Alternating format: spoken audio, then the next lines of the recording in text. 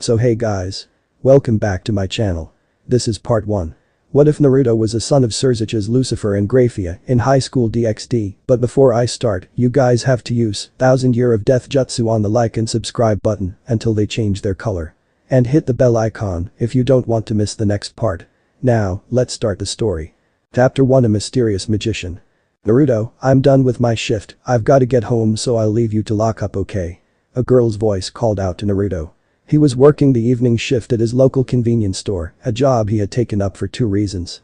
1. After his parents' death in a horrific train wreck at the start of the summer, he had to find some way to pay the bills, and while his parents had already paid off the house and insurance payouts would keep him going until he graduated, without work, he would have no money to do the things he enjoyed. The second reason had just left, the daughter of the owner of the convenience store, who was also a part-timer, Carolyn. A short buxom foreigner with long, wavy ginger hair had caught his eye one day when he was in the store shopping, and when she noticed that his gaze was on her for a little too long, she asked him what was wrong. He responded with the first thing that popped into his head, "Do you have any openings for part-timers?" She simply smiled at him and handed him an application form. 1 week later he was the one behind the counter and has been there for most of his last summer vacation before high school. Before his parents died, they had encouraged him to try and get into Kuo Academy, a prestigious institution that until this coming year had been a girls-only school. He had been studying hard and the entrance exam was held last month. He was due to get his results any day now. He and his 2 friends, Mitsuda and Motohama, had agreed to try and get in together. The 3, known to most as the Naughty Trio, had agreed to try and get in order to form harems from the girls at the school. However, after the train wreck, Naruto had another reason on his mind to get in, making his parents proud. Ever since they had passed away, Naruto had spent more and more of his time studying and less time hanging out with his friends. They still came to see him every so often. They once came into the store while he was working, and when his friends asked him why he was working there, he just pointed over to the checkout where Carolyn was standing. They'd gotten the idea quickly. Ring. Naruto was brought out of his thoughts when someone entered the store. At this hour, really? Naruto thought, looking at the darkness outside the storefront windows. The girl who entered was small with white hair that had cat pins threaded through it. If he had to guess, Naruto would say that she looked to be a year younger than he was. He thought she looked pretty cute but wondered why she was out at this late hour. "Welcome," Naruto said with a rehearsed smile. The girl didn't acknowledge him and simply went to the sweets aisle, emerging with more sweets than she could realistically carry. She brought them over to Naruto and placed them on the counter, along with a 2,000 yen bill. Naruto rung up the purchase and asked if she needed a bag. The girl nodded and walked out with sack of sweets. When the girl left, Naruto began closing up the shop. He turned the sign around, locked the front door, and took the trash out to the back alley, locking the back door behind him. There was another thing about him that few people knew. Ever since he was young he could use magic, even he wasn't sure how. When he'd told his parents about it, they were just as confused as he was. That was the day when they told him that he was actually adopted. It was a shock to him at the time, but since then Naruto had come to terms with the fact, although he did find himself wondering on slow days who his birth parents were and whether they knew about his other secret. Shaking his head to clear his mind, Naruto took the bags of trash and set them in the bins, pressing them down so any passerby would be unable to see what he did next. Focusing his magic into his hand, he created a small ball of black and red magic in his palm. He called it ruination or destruction, since this particular magic destroyed anything it touched. He quickly used it to destroy the bags of trash, saving space in the bins. He always did his best to make sure that no one ever saw him use his magic, but today, it seemed that he was negligent as a man with long silver hair ran into the alley, looking fearfully over his shoulder. Naruto overheard the man speaking to himself. "Damn it, Hines, just had to come to her territory, didn't you? Crimson Ruin Princess really is an appropriate name, that bitch is terrifying." That's when the man noticed Naruto. "Lucky me, it seems I won't go hungry tonight at least. Sorry boy, but this is the end for you." The man walked up to Naruto and began licking his lips. Naruto backed up a bit and held his arms up to block whatever attack was coming. "Stop right there." The voice of a young woman came from the entrance of the alleyway. "In the name of House Gremory, I have been sent here to end you, Heinz Collenheim." "Oh, we have a civilian, Kaneko, grab him." On it. A figure launched herself towards the madman, but the alley's shadows seemed to move to cover her face, keeping Naruto from getting a look at anyone other than Heinz.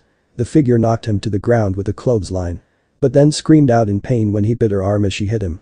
In the second that it bought him, the man managed to throw the girl back towards her master. Naruto at this point had turned to run away. "Not so fast, little snack," the man yelled, giving chase. Naruto turned around for a moment and used his magic to create a wall of ice between him and the madman. Using the time at bottom, Naruto ran home as fast as possible, already ruling out getting the authorities due to his magic use and the sheer weirdness of the event. It's not like they would have believed his story anyway. When all was said and done, there wasn't even a shred of the stray devil's clothing left. Kaneko, the girl who'd bought sweets from Naruto earlier, held her arm where Heinz had bitten her. Despite the rook's defensive prowess, the creature's jaw had the strength of a vice, and it certainly left some damage. Meanwhile, her king was inspecting the wall of ice. This was magic. Did he even use a casting circle? Ria's Gremory wondered aloud. Like the other members of her peerage, they'd been able to get a clear look at the boy, although they'd used magic to conceal their appearance. She was wondering who the boy was and if he was a threat. If so, she may need to take action. Her knight broke her train of thought, jumping down from the roof where she'd stationed him to cut off the stray devil's escape. However, he'd been beaten to the punch by the one who created the ice wall they'd used to corner the stray against. Ria's, if I may, he used a magic circle, and at that speed the spell had to be second nature from practice or instinctive for him. But that's not the most interesting part. The blonde-haired boy said with a troubled look on his face. The magic circle was identical to that of the Lucifuge family. How is that possible? Ria's wondered, eyes widening in surprise. The last of their line is Grafia, there isn't even a second or third cousin left after the war. She thought to herself before giving her orders out to her servants, Akenote can preserve a piece of this ice, we'll get it examined later. Kaneko, Kiba, I want you two to look into who this boy is, we need a name, date of birth, family, anything you two can find. His name is Naruto. Kaneko said matter-of-factly. How do you know that? Ria's asked, surprised. It's what his name badge said. I bought sweets from him earlier. Kaneko said plainly. Well, that's a start. Ria said, a slight smile coming to her face at their fortune before dismissing her peerage for the night. Chapter 2 Family Reunion. Naruto had more or less decided to ignore his strange encounter in the midsummer as fall rolled around. While he was worried about what had occurred, he had been unable to see anyone other than the silver-haired man during the actual event, attack, he wasn't sure what to call it. When he'd returned to work the next day, he had found no trace of the man or his attackers and had sensed something strange in the alley's atmosphere that he was unable to name. The best way he could describe it was that it had given him the same feeling in his body as when he used his magic. All that he learned from the attack were two names, Kaneko and the Crimson Ruin Princess, but without knowing who those people are, Naruto was left grasping at straws. Out of options, he had decided to push the incident from his mind and focus on the end of his junior high career. He was one of the few lucky males that had managed to get through all 3 stages of enrollment for Kuo Academy, and now he returned to school, but remained distant with his friends. Neither of them had passed the interview section of the enrollment process and were focusing on getting into a nearby high school if possible. This meant Naruto should have been alone at lunch and after school, as he was unable to hang out with the pair. Well, he was supposed to be alone, but as soon as school had started up again, there was a new transfer student, a boy by the name of Udo Kiba, who through looks had half the girls in the school at his feet almost immediately and had gained the other half with his matching personality. He was put into Naruto's class, and Naruto had been expecting to loathe the boy as soon as he met him, but the pair ended up getting along swimmingly. Both of them were going to Kuo Academy next year. The two were sitting on the rooftop of the school eating lunch while a few girls hung out by the roof's entrance, stalking Kiba, who was acting like he didn't notice. So are you planning on joining a club in high school? It's a bit late for junior high, but you can't exactly be a full-time naughty again next year. You could end up getting expelled. Kiba warned as he prepared to take a bite of food. Very funny, pretty boy, I'm not sure. How about you, Kendo again? Naruto asked through the mouthful of rice he was in the middle of eating, although his friend was able to understand. Well, Kendo would be nice. I'm interested in the occult research club, apparently the one at Kuo is the best funded in the country. Kiba said, taking the time to swallow before he spoke, something his companion failed to do. Occult research? Didn't have you pinned for a believer in the supernatural? Naruto said, raising an eyebrow, the irony of the statement not lost on him. Didn't have you pinned for a skeptic? Kiba said, looking a little shocked. Well, it's not that I don't believe it, I just never expected you to be into magic, ghosts and all that. Naruto said, hiding his nervousness under a relaxed grin. Unknowns to Naruto, Ria's Gremory had her familiar watching the two from a tree branch nearby. I'm gonna get going, I need to make a stop before heading back to class. Kiba said, getting ready to go. Seeing him stretching, the girls around the roof began to prepare to leave as well. I'll take care of the trash, just leave it with me. Naruto said with a smile. Thanks, man. Kiba said, taking off towards the stairwell in a sprint, the girls chasing after him, although Naruto could tell he was holding back. He cursed the pretty boy under his breath. He'd seen the man run before and knew that he could outpace the girls if he tried even a little. He was deliberately holding back, although for whose sake Naruto wasn't sure. When Naruto was sure that both Kiba and his followers were gone, Naruto picked up a wrapper from the small pile of trash next to him and threw it up in the air. Taking his hand, he made a finger gun and pointed it at the trash. Then casting a spell, a small ball of destruction magic went flying at the trash, disintegrating it instantly. Naruto had a little laugh at it and then took 3 more pieces and did the same thing, hitting the 3 all at once with one ball. Naruto then finished his own food, continuing the little game of his until he had destroyed all of the trash. At that point the bell rang and lunch break ended. Meanwhile, the lunch bell had also rung at Kuo Academy, but first-year president of the Occult Research Club, Ria's Gremory, was too shocked to move. She had just witnessed the boy she and her peerage had been investigating for the past few months not only use her family's hereditary magic, but what's more, he was showing precision and skill with it despite receiving no training of any kind. She didn't have to question her next move for long, calling up her fellow first-year Sona to excuse her from afternoon classes. She headed to the underworld to talk to her family, her queen, Akeno Himejima, coming with her. Maybe her family could shed some light on this mysterious Naruto Haidu. "Mother, father, I need to talk with one of you," Ria said as she entered her family home, servants bowing at her entrance. "I'm sorry, Lady Rias, both the Lord and Lady are out at the moment. I'm guessing since you are missing class it is important," Grafia said, bowing to the young heiress. "Indeed it is, perhaps you could help me instead," Ria said, recalling what her knight had said about the ice. She had forgotten to get it checked out, being more interested in finding out who the boy was. "Very well, what seems to be the problem?" Grafia responded, curious at what had brought her sister-in-law to see her. "Could we speak in a private room?" Rias asked. "I don't want anyone overhearing us." "Very well, this way," Grafia said, leading Rias and Akeno towards another room. When they arrived, Grafia locked the door as Rias sat down. Akeno moved to stand behind her king. Heading over, Grafia sat across from the pair. "What problem could be so important that it couldn't wait until after school? You were the one who demanded to go to school in Japan after all, Rias," Grafia said, letting her servant persona slip a little. "Well, you see, it's about a boy that I encountered during the summer break," Rias started. "You won't get out of your engagement that easily," Grafia said with a smirk. She hated Riser as much as the next woman, but she also knew that the Gremory family needed the Phoenix family and vice versa. There were no other possible pairings since her and Surzich's were unwilling to give Milika's future away at such a young age, leaving the two stuck trying to help Rias as much as they could without outright cancelling the marriage and starting a feud between families. "It's nothing like that," Rias protested. "When I first saw him I thought he was just a normal human, but he was being attacked by a stray at the time. I was going to kill the stray, then remove his memories of the incident, but then something happened. Akeno, if you please." At that, her queen placed a piece of ice on the table in front of Grafia. He began to run in fear and created a wall of ice, using magic. I didn't even see him use a magic circle, he did it so fast, and the wall was big enough to fill the entire alleyway. Kiba was the only one with a proper view and fast enough eyes to catch the magic circle. It was, Rias breathed in, taking a moment to collect her thoughts and prepare for the tirade of questions that surely followed. "It was the same as yours," Rias finished. Grafia looked shocked. She held her hand over the ice to feel it. She knew the feeling of her own family's magic, and the feel of it shocked her. "Why didn't you contact anyone about this earlier?" she asked, her eyes glistening at the possibility, although she kept it hidden from Rias and Akeno. She knew not to let herself hope, she couldn't let anyone else know until she was certain.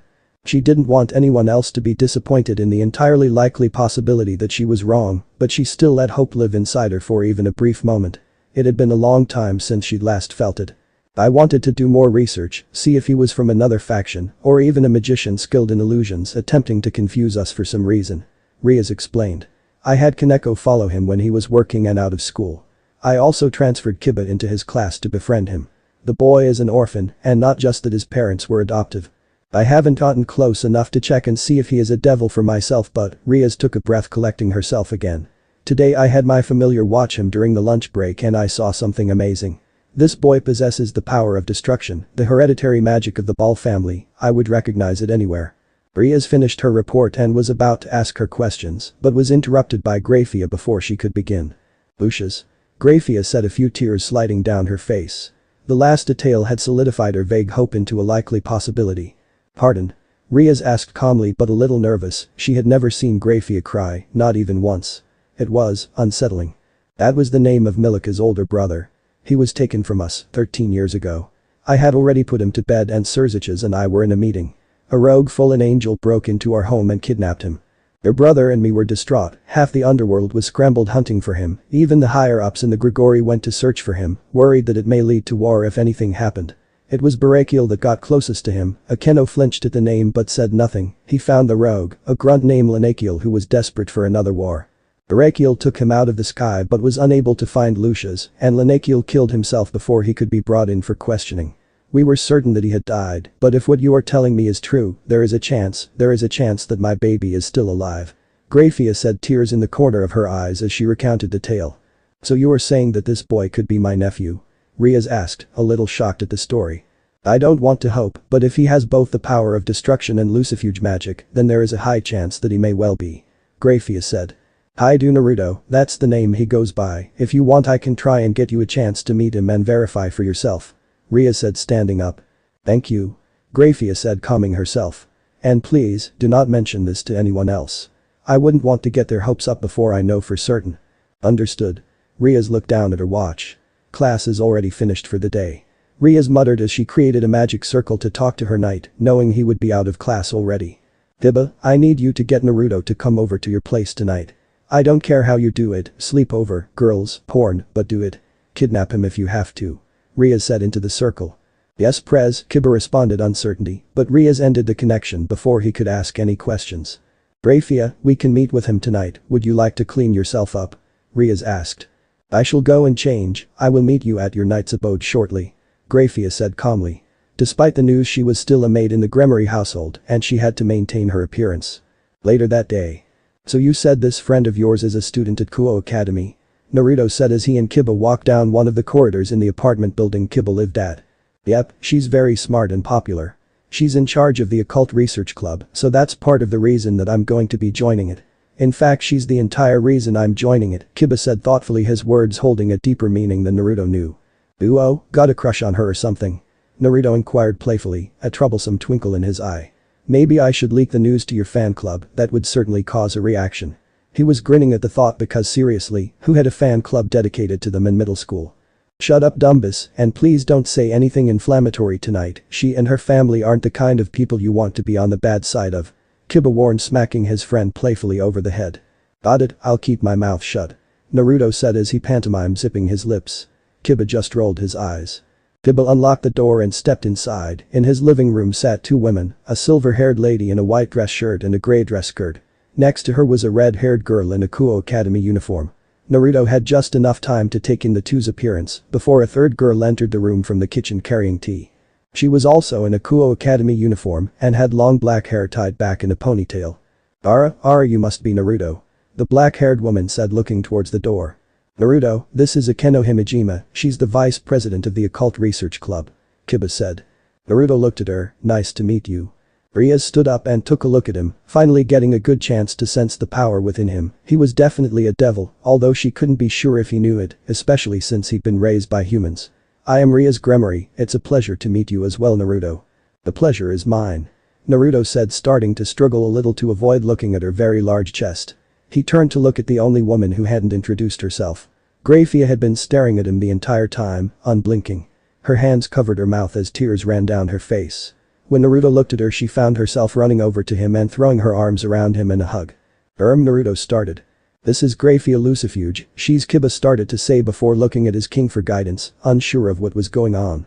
I'm your mother, I can't believe I finally found you. Graphia said, crying, a huge grin growing on her face. Mother? Naruto asked in disbelief. Graphia backed away a little, tears still streaming down her cheeks, and a wide smile ran in between them. Summoning a magic circle she held it out so he could get a proper look at it. Seeing the symbol, Naruto's eyes widened in recognition at the symbol he saw every time he cast his ice magic. I'd know those eyes anywhere, I could feel it as soon as I saw you. As for proof, Graphia said, I already know you can make a magic circle like this one. Don't do any magic but make the circle at least. Naruto did as the woman commanded, a little shocked that someone else could do magic other than him. Summoning magic to his hand he created the circle holding it out next to Graphia's. Every devil in the room could see that the two were identical. It's really you?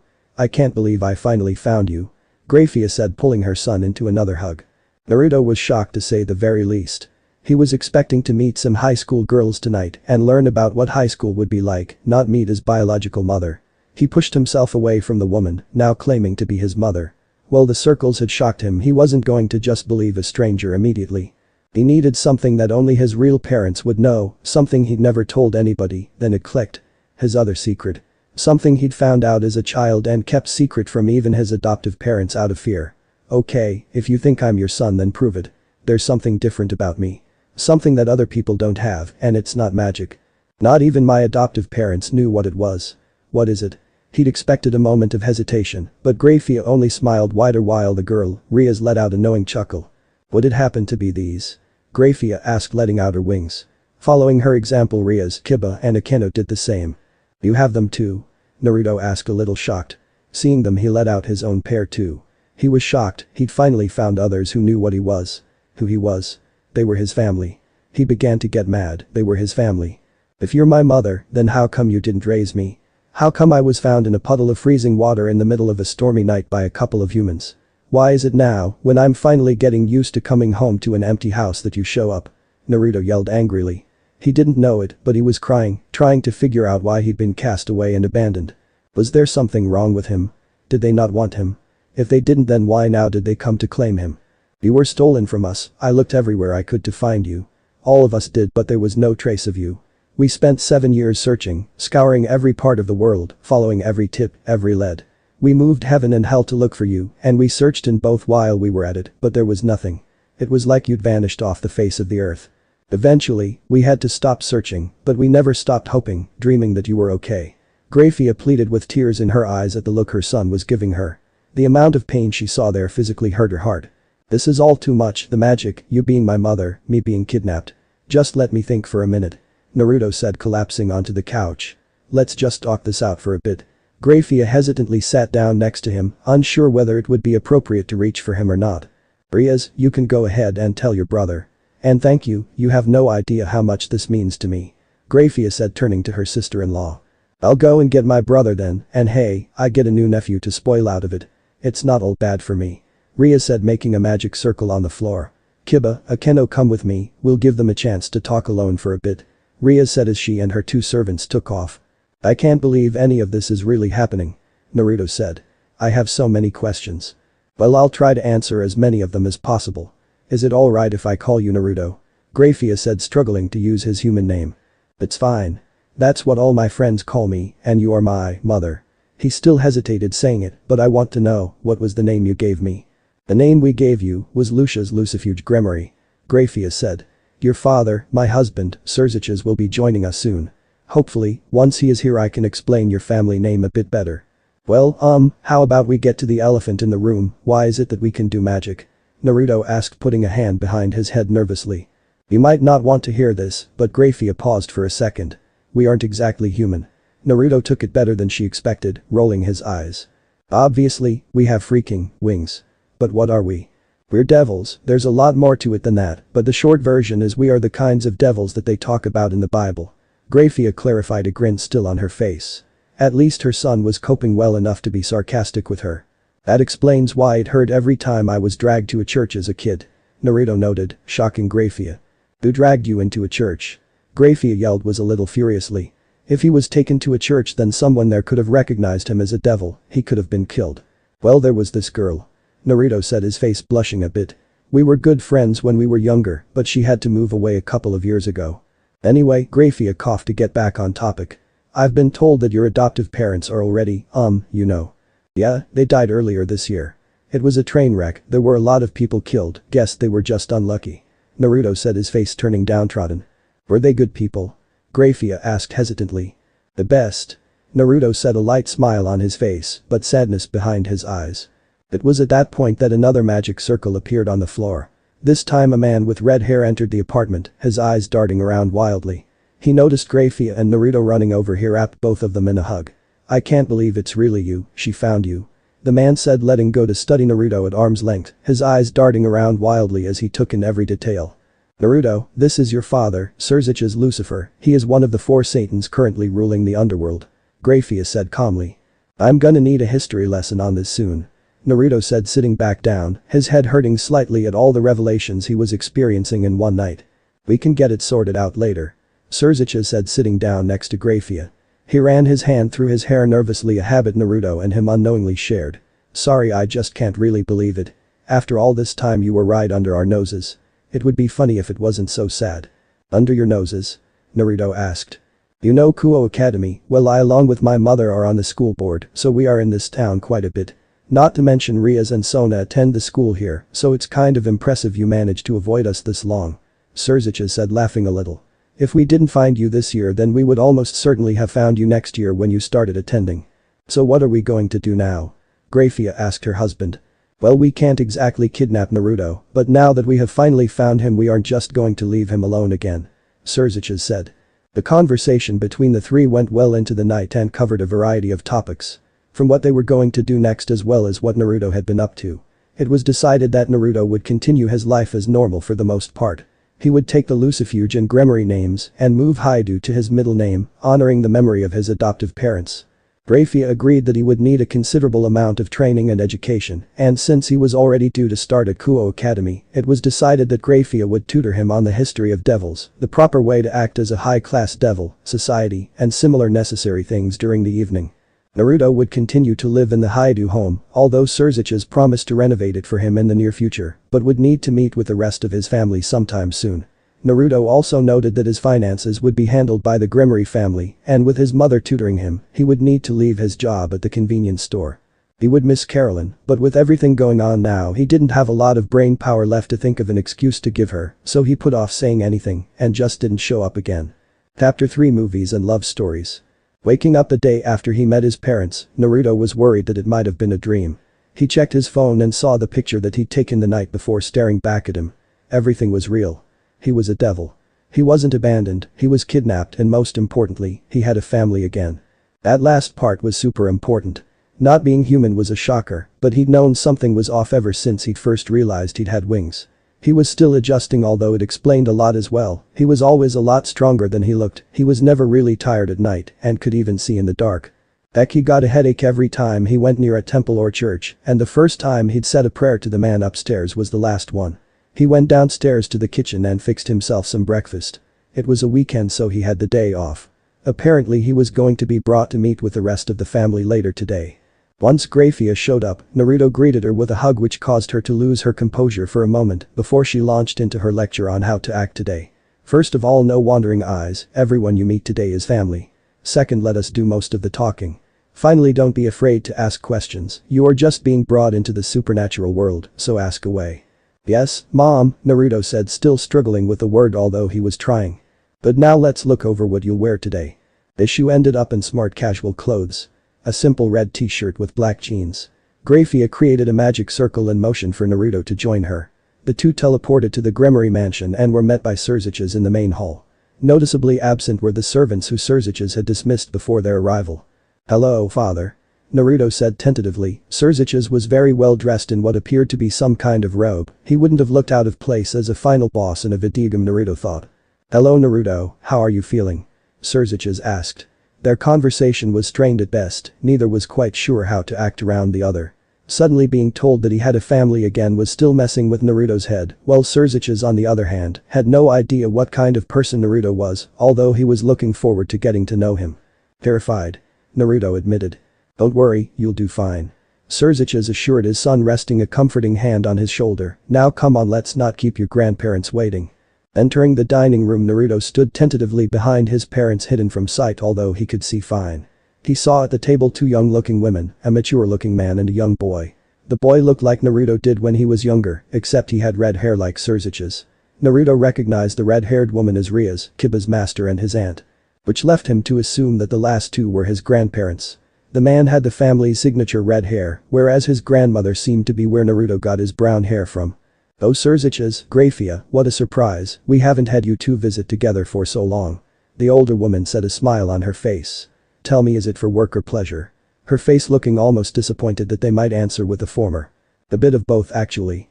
For you see, we have some very, very good news. Surzichas said, barely containing his excitement, a grin on his face he was unable to hide. For someone of his stature, getting to not only see his family, but have good news to share when doing so was rare. Riaz had a very self-satisfied look on her face knowing of the announcement and her role in it.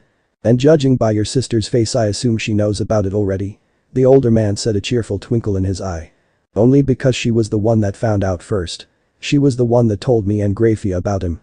Surzichas said, dropping the first hint. Him? Venelana asked, thinking through the possibilities in her head. She then noticed the power that Grafia and her son seemed to be trying to hide behind them. It felt so familiar to her. It couldn't be. She muttered shocked, placing her hands over her mouth as tears sprang to her eyes. What? Her husband asked, noting her reaction. Zeoticus put down his cutlery and stood to pay full attention to the situation, his expression serious, all cheerfulness gone in an instant.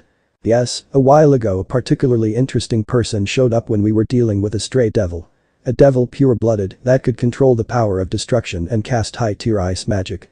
I approached Grafia yesterday about it, and last night I had Kiba bring him along so we could meet him. Riaz explained, a grin on her face as she shared the beginning of the story. Once I saw him I was almost brought to tears. You are correct in your assumption, Lady Gremory, last night we found our son. Grafia said, keeping her composure but hiding a smile. She didn't want to admit that she'd cried at seeing him again, it didn't go with her reputation as the Ice Queen. Lucius, you found him? Zeoticus asked in shock, falling back heavily onto his chair, a hand raised to his forehead. Well, he isn't going by that name anymore, allow me to introduce Naruto Gremory, our eldest son. Your older brother, Milikus. Surzicha said, grinning triumphantly as he and Grafia stepped aside, unveiling Naruto. Hi. Naruto said, giving an awkward wave to his family. His real one, who he was meeting for the first time, at age 16. The family sat down and ate together, all interested in hearing Naruto's tale. Naruto explained how he was adopted by the Haidu family and that they had sadly died in a train wreck in the summer. He told them about his upbringing, his efforts to get into Kuo, and his training with magic on his own. He noticeably left out all the more naughty parts of his life, not wanting to make them think he was one even if it had been true. Eventually they reached the present and what would happen next. So Naruto, you said you were going to be starting a Kuo next year, correct? Zeoticus asked, stroking his goatee thoughtfully. Yes, I already have everything sorted out, I just need to get the uniform and make it to the end of this year. Naruto explained. Well, we will need to make sure you meet with Sona before then, we want to avoid any misunderstandings once you get there. Zeoticus said as he thought of all the things that would need to be done. She's the heiress of the Citri family, another high-class devil family, and controls the student council there. I can imagine they will want to know if we send another child along to the school. Actually, we should probably make the rest of the devil world aware that we found him. Grafia reminded the family. But before that we will need to make sure that Naruto gets a feel for the underworld. Can't make him the center of attention without him knowing what's what and who's who. Surzicha said. How would you feel about heading out tomorrow for a bit, Naruto? You and Grafia can head out and see the sights. Learn a bit about the underworld before you're thrown head first into it. That actually sounds like a lot of fun. It could be fun to just go and explore a little. Naruto said, eager to learn more and spend some time with his birth mother. Alright, then you and Grafia can head out tomorrow. Zeotica said. Which reminds me, do we have a room for Naruto for the night? I already set one up ahead of time, my lord. Grafia said with a slight bow. None of that right now, you are family and now is a time for celebration. Zeotica said. Lazarus, get the sake. A butler nodded and went to grab a bottle. Sake?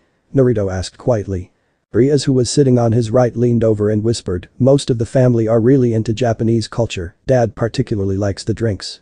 Mom claims to not be interested, but I saw her reading a manga once and she seemed to be enjoying it. Milik has just started Drago Soapball. Ah. Naruto exclaimed in understanding, although he was a little confused about why devils would be interested in Japan, since most of them dressed like European nobles. The following day Naruto woke up in the room that his mother had prepared for him in his grandparents' mansion. The room was almost as big as his own house. He remembered that he was supposed to head out with his mother today, so he went and got into the shower in his ensuite bathroom before getting into some casual clothes. Ones that were noticeably more expensive than what he'd worn yesterday. As he finished he heard a knock on the door. Hello? He called out. Naruto, it's me. His mother responded. Oh, you can come in. Naruto said. The door opened and she walked in dressed in her usual maid outfit. You're already dressed? She asked. It's still quite early in the morning. You could sleep more if you want. Yeah, I got up a while ago. It's probably due to the early hours I worked at the convenience store, and since we're heading out today I figured I would just get ready. Naruto explained. Well, except for the servants you are the first one up. Grafia informed him. And you? Naruto noted. Well, I fall under servants since I am the head maid of the Gremory family. But I'm still your mother, so don't think you can get mouthy with me. Grafia said, smiling a bit. Well, shall we get going? Naruto asked hopefully. His stomach growled to inform him he still had to eat. Breakfast first? Grafia asked, raising an eyebrow at the sound. Lead the way, Mom. Naruto said. Grafia was taken aback by getting called mom, but she quickly buried it, hopefully things would keep going this well. After breakfast Naruto and Grafia walked around town for a few hours. They went to a few famous historical sites and a museum, giving Grafia a good chance to catch Naruto up on the basics of devil history. The details would come later during their nightly lessons. After that they went to a mall so Naruto could see the similarities and differences between devil and human culture. While they were walking around, Naruto and Grafia got separated from one another when Naruto spotted a poster outside a movie theater that caught his eye. The next thing he knew, he couldn't see Grafia anywhere. Not only that, he couldn't call her or anyone else, since he only had Kiba's phone number and he was in Japan, so he wouldn't be of any help. Naruto was turned around and a little lost when a voice called out to him. "You there?" A young girl's voice called to him in an aggressive tone. Naruto turned towards the direction of the voice and he saw a girl, about a year younger than him, with blonde hair in the shape of two drills going down the side of her head. She was wearing a red aristocratic dress and was pointing at him aggressively. "You are to accompany me," the girl demanded, walking over to Naruto. "Accompany you?" Naruto asked, confused. "Yes," the fool at the desk over there said. "I am too young to see this movie, but if I had someone accompanying me, it would be fine. To meet his demands you will take me to see the movie," the girl said with a smirk at her own genius. "Don't you have any family you can ask?" Naruto said.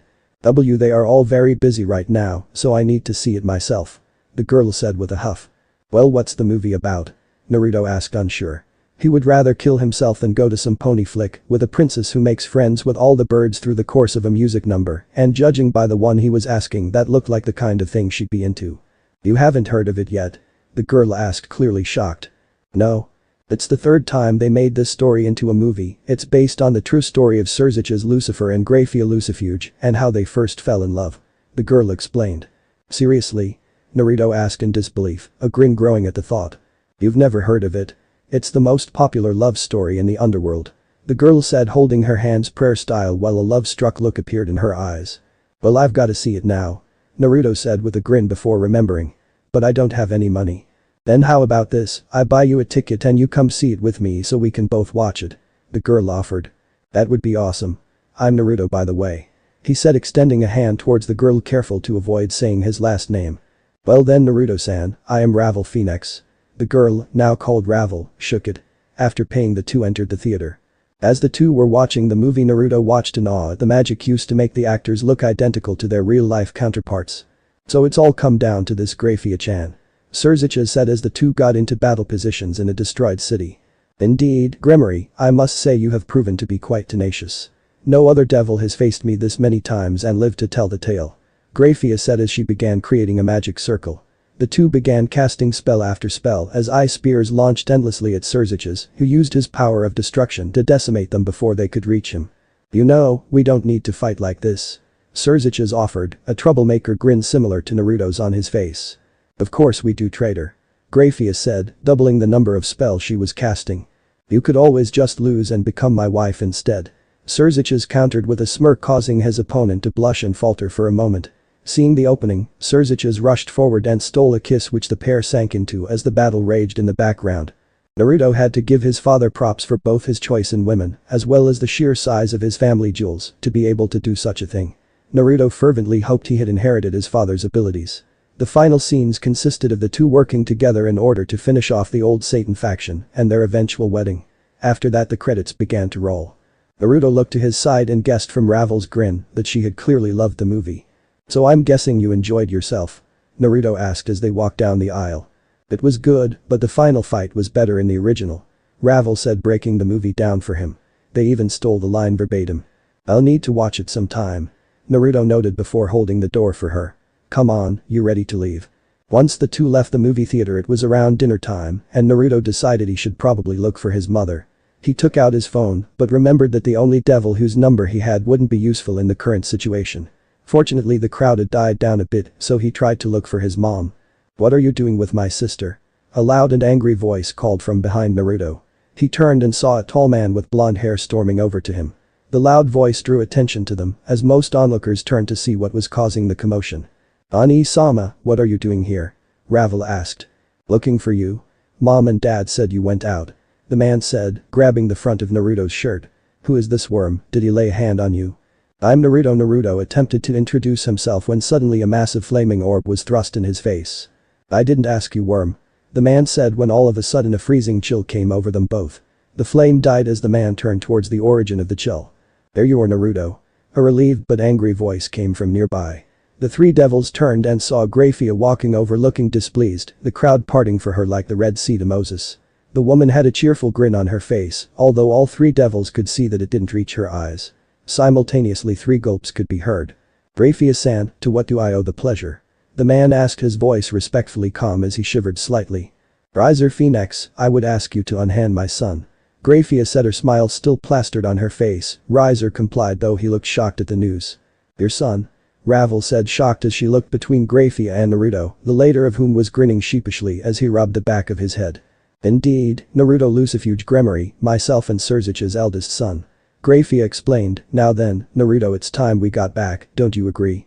Naruto nodded and followed after his mother, before turning back to wave goodbye to Ravel, who couldn't help but move her mouth up and down in shock. "I'll talk to you later, Ravel, thanks for the movie." Naruto got a stern talking to from Graphia once they got back to the mansion, but he had to get back to Earth, so he explained what happened to his parents, who were both embarrassed to find out the son had seen the movie based on them. Naruto played video games with Milikas a bit, but he eventually headed home.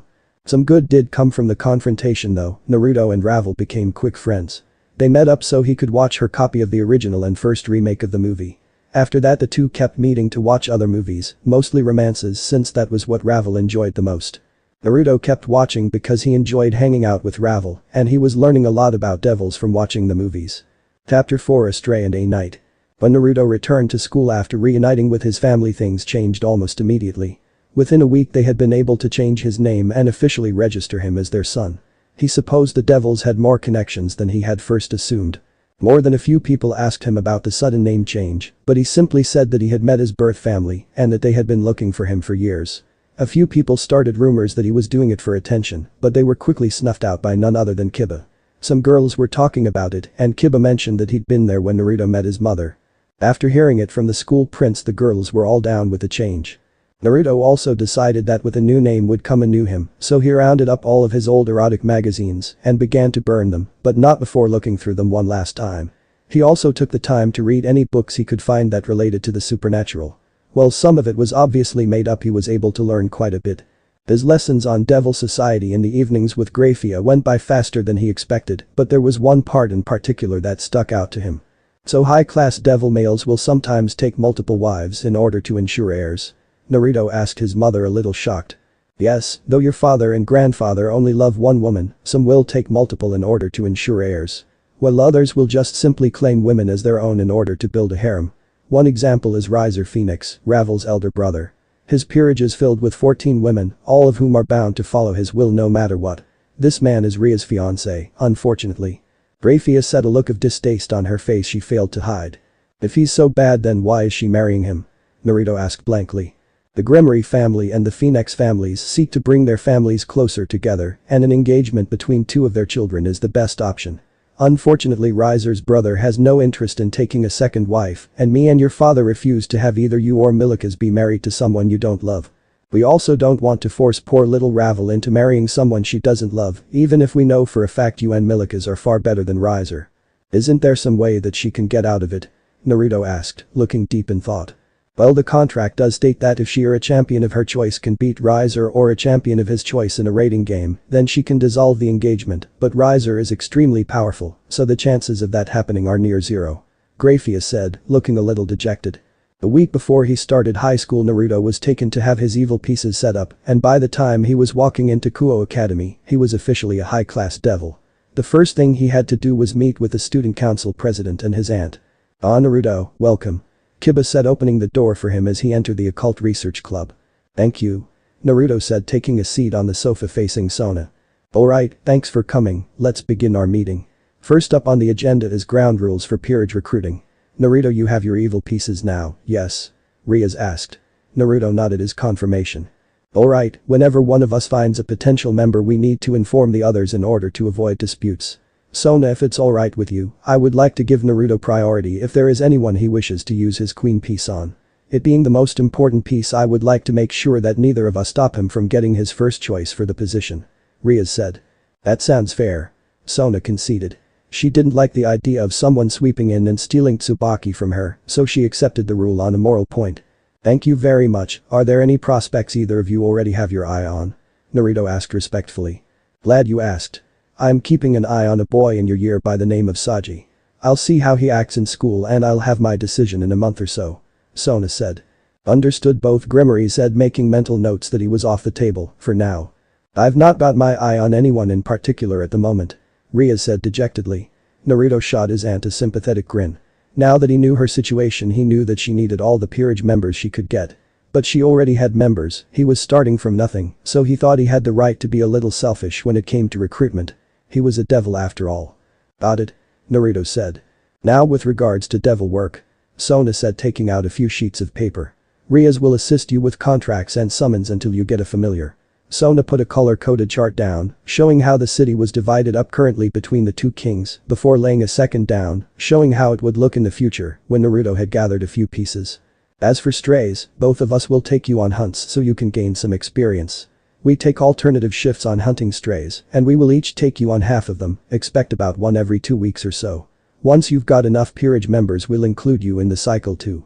Sona said, taking out another paper.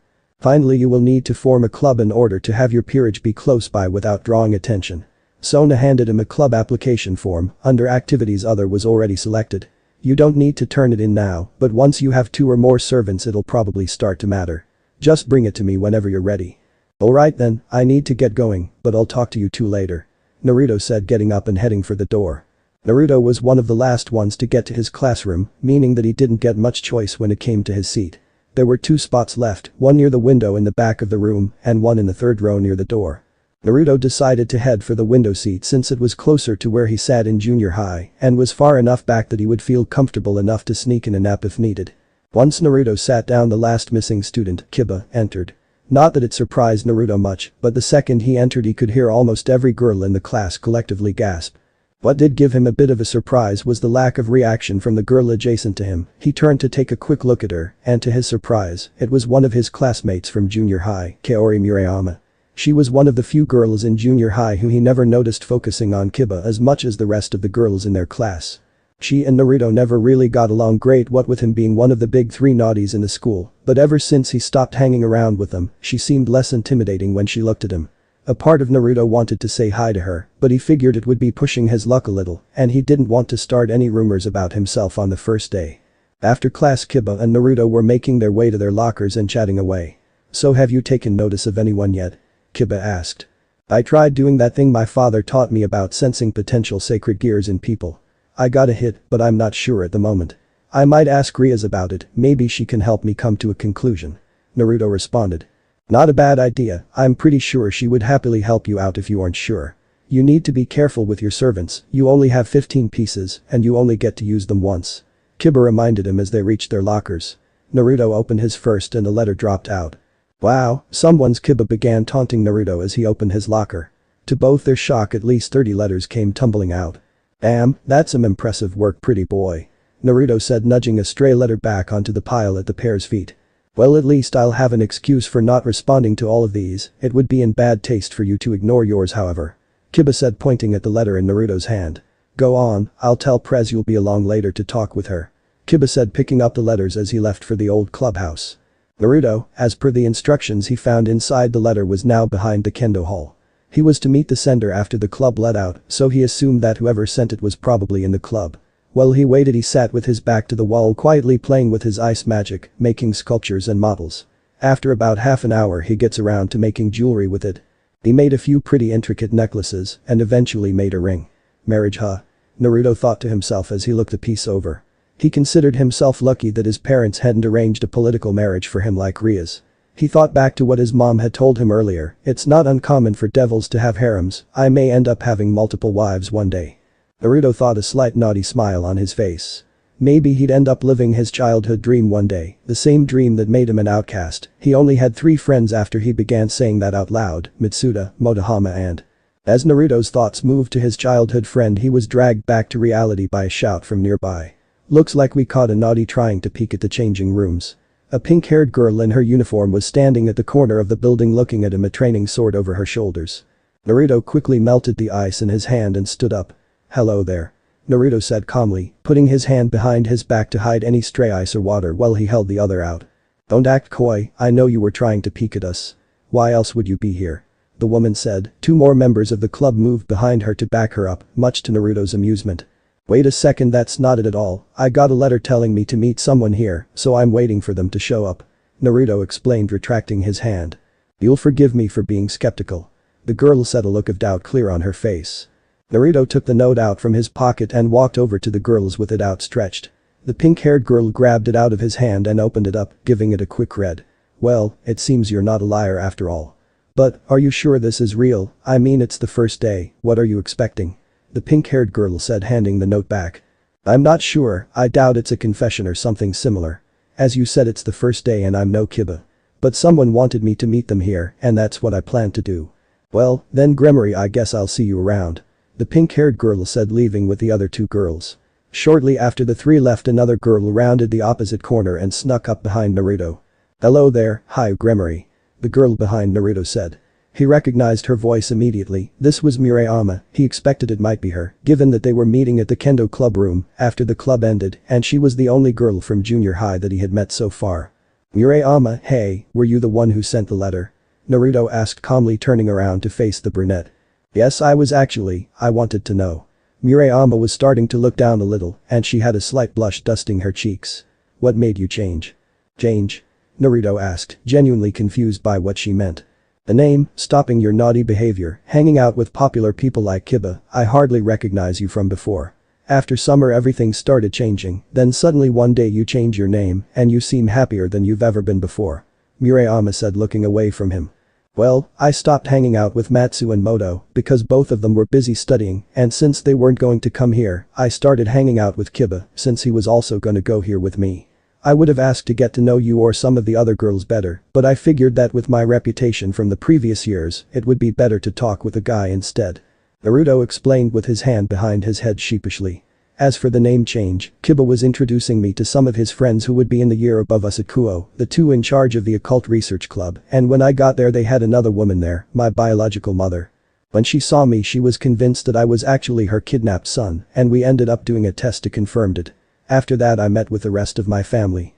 Long story short, I'm from the same family as the president of the Orc, Ria's Gremory. I'm actually her nephew, and I took up the family name, but kept my given name in memory of my adoptive parents. Naruto finished explaining and put his hands in his pockets. Is that all you wanted from me? That'll do for today. Hiyu Gremory, Murayama said. Just call me Naruto, it'll be easier for you to remember. Naruto said, taking off. Later, Murayama. Kaori Murayama commanded at Naruto's retreating backside. Naruto said, turning back to look at her. If I'm going to call you Naruto then you have to call me Kaori. Kaori said. Alright then, later Kaori, I'll see you in class tomorrow. Naruto said, taking off for the Orc. Kaori quickly ran behind him and hugged him from behind, startling Naruto. Just so you know, I like this you a lot better than the old one. She said, quickly running off. Naruto stood frozen in shock for two reasons. One, he was just hugged by a girl of her own free will, and the other was the power he had just felt coming off of her. It was definitely a sacred gear. He wasn't sure what it was, but he knew that she would certainly be a good person to make his time skip. Naruto entered the occult research club and greeted the members. Hello everyone. Kiba and Akeno immediately walked over and began probing him from the sofa he'd lazily thrown himself down on. Ara, to think that our little Naruto is turning into a ladies' man. Oh, what's a girl to do? Akeno intoned, bringing a hand to her cheek for dramatic effect. So, any luck with that love letter? Kiba inquired, a grin on his face. I guess, the girl who sent it knew me in junior high and wanted to ask what happened to make me change so much. Naruto said. But she's also the one who I mentioned earlier. Naruto finished, looking at Kiba pointedly. The one with the sacred gear? Kiba said, now serious. Yeah, I'm sure. I don't know what it is though, is there any way to find out? Naruto asked, this time to Riaz, who was looking on at her nephew trapped between her knight and queen. Unless you can get it to awaken, I highly doubt that you will learn what it is. Best to keep an eye on her. Can you give me her name, so that me and Sona can mark her off as potentially yours for now? Riaz asked, resting her chin on her interwoven hands. It's Kaori Murayama. Naruto responded. Alright, I'll let Sona know. Riaz said, making a magic circle with her hand to contact her friend. Later that night, the Orc plus Naruto went out to hunt a stray devil. There was a stray going around assaulting girls walking around late at night. That would be bad enough if it was a human doing it, but this former bishop was using hypnosis in order to make the girls do it with their own free will, then left them with the memories of what happened. Quite a few had suffered mental breakdown afterwards, and more than a few suicides had been blamed on the creature. The team had tracked him to an abandoned building, formerly a sports shop which he had lured a girl into minutes earlier. We need to get started sooner rather than later, every second we waste is a second he could be assaulting that girl. Naruto said anxiously. This was his first stray hunt and it was rather intimidating, but knowing what this monster was doing certainly made him feel better about what they were there to do. Alright, then let's enter. Kaneko, you have point, Kiba watch our flanks, Naruto, you, me, and Akeno are the main firepower. Rias ordered and the team moved towards the building. When they got to the door, Kaneko took the door down with a single strike. Knock knock. She deadpanned as the door flew to the other side of the building, clattering as it hit the ground. I think you're supposed to do that before you knock the door down, Naruto said as he walked past her into the room. When he entered, Naruto turned on the lights and was shocked with what he saw. Before him was the stray devil. It had taken the form of a very fat man in a greasy tight-fitting shirt and boxers. The shirt failed to cover the stray's enormous girth, so the entire group was treated to his hairy outie. But what shocked Naruto was the brown-haired girl in a Kuo Academy uniform. Kaori. Naruto whispered. This was the girl who'd sat next to him in class, the girl who had hugged him earlier that very same day. The one who he had decided to tell everything to and hope that she would become friends with him, the real him, the devil him. This disgusting stray was standing over her and trying to claim her as his. When Naruto spoke, the devil turned its gaze from Kaori and looked at the group of devils there to kill him. Growling, he retreated into a back corner, leaving Kaori, who turned to face them. There was a yellow glow to her eyes and a blankness to her stare that chilled Naruto to his core. Careful, she's under hypnosis, Kaneko, restrain her. Rias ordered. The small white-haired girl nodded and rushed Naruto's classmate. Kaori drew her shinai and struck Kaneko along the side of her face so fast that it actually left a cut. Kaneko attempted to push her against the wall, but Kaori jumped over the younger girl's head. Kaneko quickly recovered from her collision with the wall and turned to face Kaori again, but found her enemy already attacking her. Kaneko took an extra strike, this time along her arm, and then attempted to strike again, but this time her attack took far longer to hit than before and was easily sidestepped by Kaori. What's going on? She's far too fast for a regular human. Kiba said worriedly. I've got this. Kaneko protested, but she was far more sluggish. She shouldn't be nearly this tired fighting one mind-controlled human. Perhaps it's her sacred gear? Naruto offered. That is a possibility. Is it somehow slowing down Kaneko or speeding her up? Kiba wondered. Naruto shook his head in understanding both. It's draining the speed from Kaneko every time she hits her and giving it to her. Kaneko fell back. Kiba Rias was about to give an order when Naruto ran at the hypnotized girl. I've got this. Naruto said confidently, creating a magic circle underneath Kaori, encasing the girl's shoes in ice, trapping the girl. He then grabbed her shinai mid-strike and sent a small amount of destruction into the blade, breaking it, leaving her trapped and unarmed. Naruto walked back from Kaori and watched her pointlessly try to reach them. That should hold her until we can take down the target, Naruto said. Quick thinking, Naruto, I'm impressed. Rias said. The group walked towards the back of the building and found the stray trying to teleport away, but Akeno's lightning interrupted the circle, breaking it. The stray attempted to move towards the window but found Kiba blocking his way. There is no escape for a runaway like you. For your crimes as well as your actions against the women of this town, Rias Gremory, condemn you to death. She ordered, launching a beam of destruction at the stray. However, as the strike was on its way, Kaori, now barefoot, ran and jumped into its path, taking the hit instead. Naruto, in a moment of shock, anger, and clarity, charged in and destroyed the stray himself, pooling the power of destruction like he had seen Rias do previously. He annihilated the disgusting creature so that not even a hair of it was left. When Naruto came back to his senses, he looked to the other devils who had laid Kaori down, while Akeno and Rias tried fruitlessly to heal her. There was a large gash on her stomach from where Ria's attack had struck her, and even from a few feet away, Naruto could tell it was a mortal wound. Naruto, what are you doing here? Kaori asked as Naruto walked over to her. It seemed the death of the stray had broken his hypnosis control on her. I should be the one asking you that question. Naruto responded softly. I was walking home from the store when I heard a voice asking for help. I looked in the window and then I couldn't control my body. I ended up attacking you guys and then Naruto stopped me, but she began to break down crying. I'm going to die now, aren't I? She asked. I finally had a chance to get to know the real you, Naruto, and I'm going to die. How stupid is that? She wheezed out and attempted a laugh. Naruto was crying as well at this point. He wiped his eyes. You don't have to. Naruto said, summoning his evil pieces to him. I can save you, but Naruto gulped, preparing for the worst. If I do so, you won't be human anymore. If you're trying to comfort me, it's fine. I'm just glad that I was once again able to see the real you.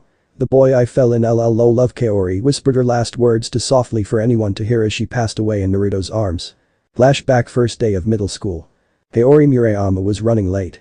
She'd decided to stay late at kendo practice last night and had been too tired to wake up on time. She ended up rushing out of the house with a piece of toast in her mouth like some kind of an I'm girl. She'd ended up eating it too quickly and gave herself the hiccups. When she got to class, she took a seat in the second to back row, one seat away from the window and next to a messy brown-haired boy. She turned to introduce herself to him. "Hello there, my name is Kaori Murayama." She blushed and was about to look away embarrassed, but before she could, he whirled to face her. "Boo," he said loudly, giving her a shock. Acting on pure reflex, Kaori punched him in the face. "What was that for?" she asked angrily as he reeled backwards, clutching his nose. "I thought it might help your hiccups." The boy groaned, a weak smile on his face despite the pain. "I'm Naruto, by the way, nice to meet you too." "Thanks, I guess." "Hey, that actually worked." She put her hand to her throat and was shocked that his stupid idea had worked. Between the creative solution and the honest attempt to help, her first impression of Naruto was a pretty good one. She thought he was funny and at least a little kind. However, it wasn't until a year later in their second year when she started to have feelings for him. It was a hot summer day and she was just finishing her kendo training for the day. Once she got outside, the heat wave really hit her like a truck. She turned to go but heard a rustle behind the club and reluctantly went to check on the peepers. Naruto had revealed his true nature along with his friends, Mitsuda and Motohama. The three were known as the naughty trio, hated by most every girl in the school. As much as she hated it, Kaori did need to concede that she was a little flattered that they chose to peep on her and her club out of all the girls, especially since they were the club that was most capable of beating the crap out of them. As she walked around to the usual spot that they would peep from, the trio began to scramble. Like usual, Mitsuda and Motohama pushed Naruto down as they stood up, hoping to use him as a sacrificial pawn. Once the two started running, Kaori got ready to pursue them when she felt a rush to her head and fell over from heatstroke. Between the intensive training and the heat wave, it was a miracle she'd made it this far. She expected to hit the floor, but instead the last thing she felt was a pair of cold arms catch her before she hit the ground. The next thing she knew, she woke up in the nurse's office. As she opened her eyes, she felt the pleasant coldness of an ice pack on her forehead. She turned to her right and was shocked to see Naruto sat there with a smile on his face. "You had me worried there, Murayama. Are you sure doing training in this weather is the best idea? I know more than half the club skipped today because of the heat," he said, holding a grape soda out to her. She took it and was impressed with how cold it was. He must have gotten pretty lucky when he'd bought it. "Did you bring me here?" she asked. He nodded in response. "Just as well those two took off. It would have taken far longer to get you here if they were slowing me down, begging to take advantage of the situation." She furrowed her brow. "And you didn't do anything to me whilst I was unconscious?" "Of course not, you passed out suddenly. I was too busy worrying to mess with you. Besides, I've said before, I'd only do something like that with someone willing," he said, backing up, palms out in an attempt to pacify her. She opened the drink and took a sip. "Thanks," she said quietly. "I'll get going then, see you in class," he said as he took off. That seemed out of character for him, Kaori thought to herself as she watched him walk out of the room. Then she thought back to how he had acted in their first year, before he started hanging out with those two friends of his. This was more like how he would act before then. It was almost as if without those two he was kinder, more empathetic, more romantic. She shook her head. Where did that come from? Romantic, she was determined to never let herself think of the naughty as romantic again. Except she did, far more often than she would admit even to herself. It didn't feel like a crush though, not until after that fateful summer, when he got back from vacation. He was very different from the boy that had left. He was taller, sure, and he looked a bit more manly as well. She thought he had done weights or some heavy lifting during the break. She found out from her mother that his parents had died during the vacation. It stung her more than hearing that a classmate's parents had probably died. It was tragic, sure, but it's not like they were particularly close. Her official excuse was that she was just empathetic, but in the depths of her subconscious, a part of her was silently whispering, "Shame, you'll never get a chance to meet his parents." She tried her hardest to not think about him as much, but her mind kept on pushing her further and further away from her attempts at indifference to her classmate.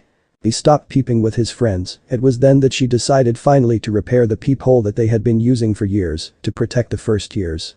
Once Kiba transferred in and became friends with him, a deep dark part of her was yelling that she should have asserted her supremacy and claimed him when he was at his lowest. That she could have taken him and made him the perfect man for her. She did what she could to ignore it, at least until she started to see the changes happening to Naruto. He was acting less and less like a naughty every day. Then he changed his name. It was like he was trying to reinvent himself or something, like he wanted to stop being who he was before and show everyone that he was the boy she'd met on that day years ago. The same boy who'd scared her hiccups away in an attempt to help a girl in need, his damsel in distress. Though she never admitted it to everyone, she finally agreed to what her heart seemed to know for much longer than her head: she was in love. Back to present. Damn it. Naruto shouted, tears in his eyes. Ria's peerage took a step back at the waves of power flowing off of him. Even if he was new to it, he was a high-class devil, and aside from Ria's, all the others were low-class. Even Akeno, who just earned her middle-class status, found herself struggling to stand up straight, while Kiba and Kaneko were almost on their knees due to the pressure. Naruto Rias tried to talk to her nephew, but he wasn't paying attention. Naruto. She shouted this time, and succeeded in getting his attention.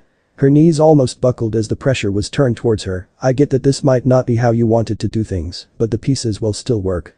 Even post-mortem you can revive a person as a devil. It's how I got Kiba to join my peerage, though you'll have to ask him for the details. I can still save her?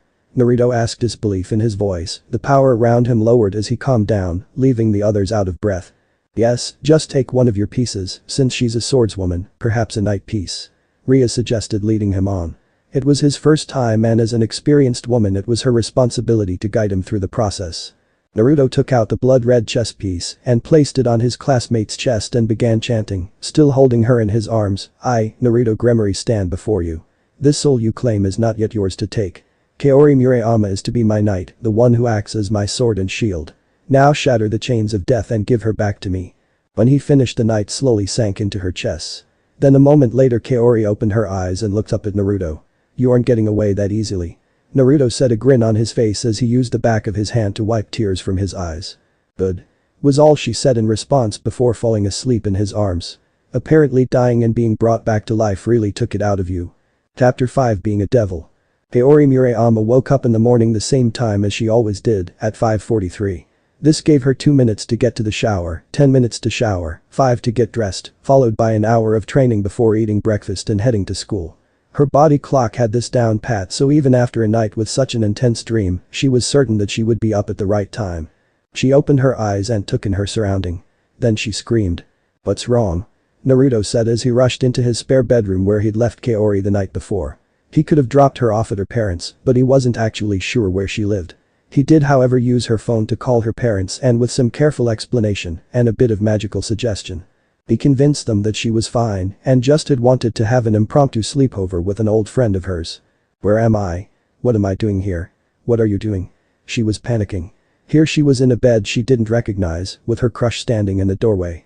Alright, calm down. What is the last thing you can remember? I'll explain the rest from there, but first you should come and get some breakfast. Naruto said calmly and threw her a spare girl's uniform. They might be a little big, they're my aunts after all, but they should do. Your clothes were a bit damaged last night. At this point Kaori realized that she was actually not wearing anything, something that she would need to grill Naruto about when he was explaining everything, but for now she did as she was told and got dressed, after he left of course. When she was presentable she walked downstairs and followed the smell into the kitchen, where she saw a silver-haired woman making scrambled eggs and bacon. Naruto was at the table reading a copy of The Art of War. Now she had even more questions than before. She entered the room and took a seat at the table across from Naruto. Naruto, switch with me. Everything's almost ready and I need to introduce myself to our guest. The maid called. Naruto nodded and closed the book, exchanging places with the silver-haired beauty. Good morning, I am Graphia Lucifuge, Naruto's mother. It's a pleasure to meet you. The woman in the maid costume said. The pleasure is all mine, ma'am. Kaori responded out of habit. The entire thing felt a little surreal. Alright, food's ready. Naruto said, placing a plate in front of each of the women, before grabbing a third and placing it down and taking a seat himself. Now Kaori, what is the last thing you can remember from last night? Naruto asked. Well, I remember walking home from the store, then I looked in the window of that abandoned shop when I heard a cry for help. After that my body started acting on its own and I walked into the store. Then you, Kiba, and 3 girls all walked in as well, and I think I fought the smaller girl. After that you broke my sword and stuck my shoes to the floor. Yeah, sorry, they are kinda damaged after that. Naruto said, putting a hand behind his head as he nodded at her to continue. Then I remember working my feet out of my shoes and socks and rushing into the next room. After that it's all blank. Kaori finished her recount of the events and then looked to Naruto. What happened? How did I end up at your house? Well, after you entered the other room you jumped in front of an attack that was about to hit the guy that mind controlled you. I finished the guy off, then I went over to check on you. Naruto gulped, worried about how she would take the next bombshell. You were bleeding out. I saw it myself, there was a massive gash in your stomach, and you, kinda, died. Kaori gasped at the news. I'm dead? Kaori asked, more shocked than confused. We're dead, I revived you, as a devil. Naruto finally came out and said it. As a what? She stood up, accidentally unleashing her devil wings as she did so. What are these? Wings. I have wings. The wings of the devil. Graphia spoke up, given that she was the best among them to explain devil history. Specifically the kind detailed in the Bible. Long ago there was a great war between devils, angels, and fallen angels. In the aftermath we devils were left with a great deal fewer numbers, and with low birth rates, we had to come up with a new way to increase our forces, so we invented these. Naruto took out his evil pieces and placed a knight on the table in front of them. Evil pieces. They are used by devils to reincarnate other beings as devils. They are given to high-class devils, and Naruto, being a member of the Grimory family, holds the right to create a peerage of devil servants. You are the first that he has reincarnated. So I'm his slave now? Kaori asked, sounding rather annoyed by the prospect. Technically, but that's not really how I wanted my peerage to be. I wanted mine to be more like Ria's or Dad's, trusted friends, those close to me. Naruto said calmly. Don't forget that your father ended up marrying his queen. Graphia said in a moment of mischief that belied her Ice Queen exterior. She thoroughly enjoyed the two blushing teenagers that she beheld at her statement. So these evil pieces, could you explain them a bit more? Kaori asked. Sure, every devil who gets them gets 15 pieces, a queen, 2 knights, 2 bishops, 2 rooks and 8 pawns. Naruto explained, showing the box with all his remaining pieces to Kaori. Just like chess. Kaori noted out loud. Yep. Naruto said. So I'm a knight then? Kaori asked. Yep, I figured that since you are a swordswoman you might like the extreme speed boost that comes from the knight piece, on top of the greatly increased stamina and strength that comes with being a devil. Naruto said, grabbing the last piece of bacon on his plate. One last thing. From the report that Rias gave me, whenever you struck Kaneko, her rook, you seemed to sap the speed from her. Naruto already thought that you might be in possession of a sacred gear before last night, and given what you managed to do as a normal human fighting against a devil, it has become clear that you certainly do have one. Graphia said. I'm guessing that you were ignorant of this, but please could you try and activate that power you used last night? It should come to you easier now that you've used it once before. Kaori closed her eyes and tried to imagine something, whatever it was that gave her the speed she had last night. Suddenly she felt something, a massive burst of power coming from her shoulder blades. Looks like it is as Lord Beelzebub predicted, momentum pillage. This sacred gear is one of the fragments of the White Dragon Emperor. I'll explain more later, but for now all you'll need to know is that this will let you steal half of an enemy's speed when you strike them and give it to yourself. This will mean that combined with the knight's power, you will be able to reach speeds you never thought possible. Now speaking of speed, you should probably hurry and get to school. Graphia said. Kaori and Naruto turned to look at the clock, and sure enough they had managed to spend almost an hour talking all of this through, and they needed to get to school quickly. The two teens quickly rushed out of the house and took off for the school. Kaori immediately noticed some of the major changes from yesterday. She was able to run flat out from Naruto's house all the way to the school without feeling tired at all, once she made it there. When they got there they still had 10 minutes till the first bell, so they had time to talk a little in private. In case it wasn't obvious yet, keep the whole devil thing a secret. Naruto said. Also when we let out for lunch meet up with me and Kiba. Alright then, what should I tell people if they ask about us arriving at school together? Kaori asked. I'll let you come up with something. Naruto said, taking off and dispersing a group of girls cornering Kiba at his locker. Hey man, how you holding up? Naruto asked. I should be asking you that, you're the one that brought a girl home last night. Kiba taunted. Naruto could feel the stares from a lot of people in that moment. After the shock of waking up in my spare room wore off, she took the news of what happened better than I expected, but I'll tell you the rest later. Naruto responded as the pair made their way to the classroom and away from the glares aimed at one of the pair's backsides. Time skip. At lunch Naruto, Kaori, and Yuuto stood behind the Occult Research Club building in a pretty out-of-the-way area. Looks like we have lost all of your stalkers at this point, Casanova. Alright Kaori, you might have figured it out already, but Kiba here is also a devil, he's the same as you, a former human that was made into a knight. Seriously, you didn't use some devil magic to make all the girls fall for you, did you? Kaori asked pointedly. If I did, that love letter from yesterday would have ended up in my locker instead of Naruto's, Kiba joked, making Kaori blush. It wasn't anything like that, besides that's not why we are here. Kaori needs a sword. It doesn't need to be permanent, but she needs to having she can use at least temporarily. Naruto said. Right. Kiba said before creating a pair of swords from the ground next to him. Like you, I also have a sacred gear Murayama, my one is called Sword Birth and it lets me create all kinds of demonic swords at will. Since you don't have a weapon yet, we are going to design one here. Try each of these out and tell me what you think. Kaori got over the shock of seeing the swords come out from the ground and picked one of them up. It was fairly long and was far heavier than Kaori would have liked. After her second swing almost made her fall over, she put it down and tried the other.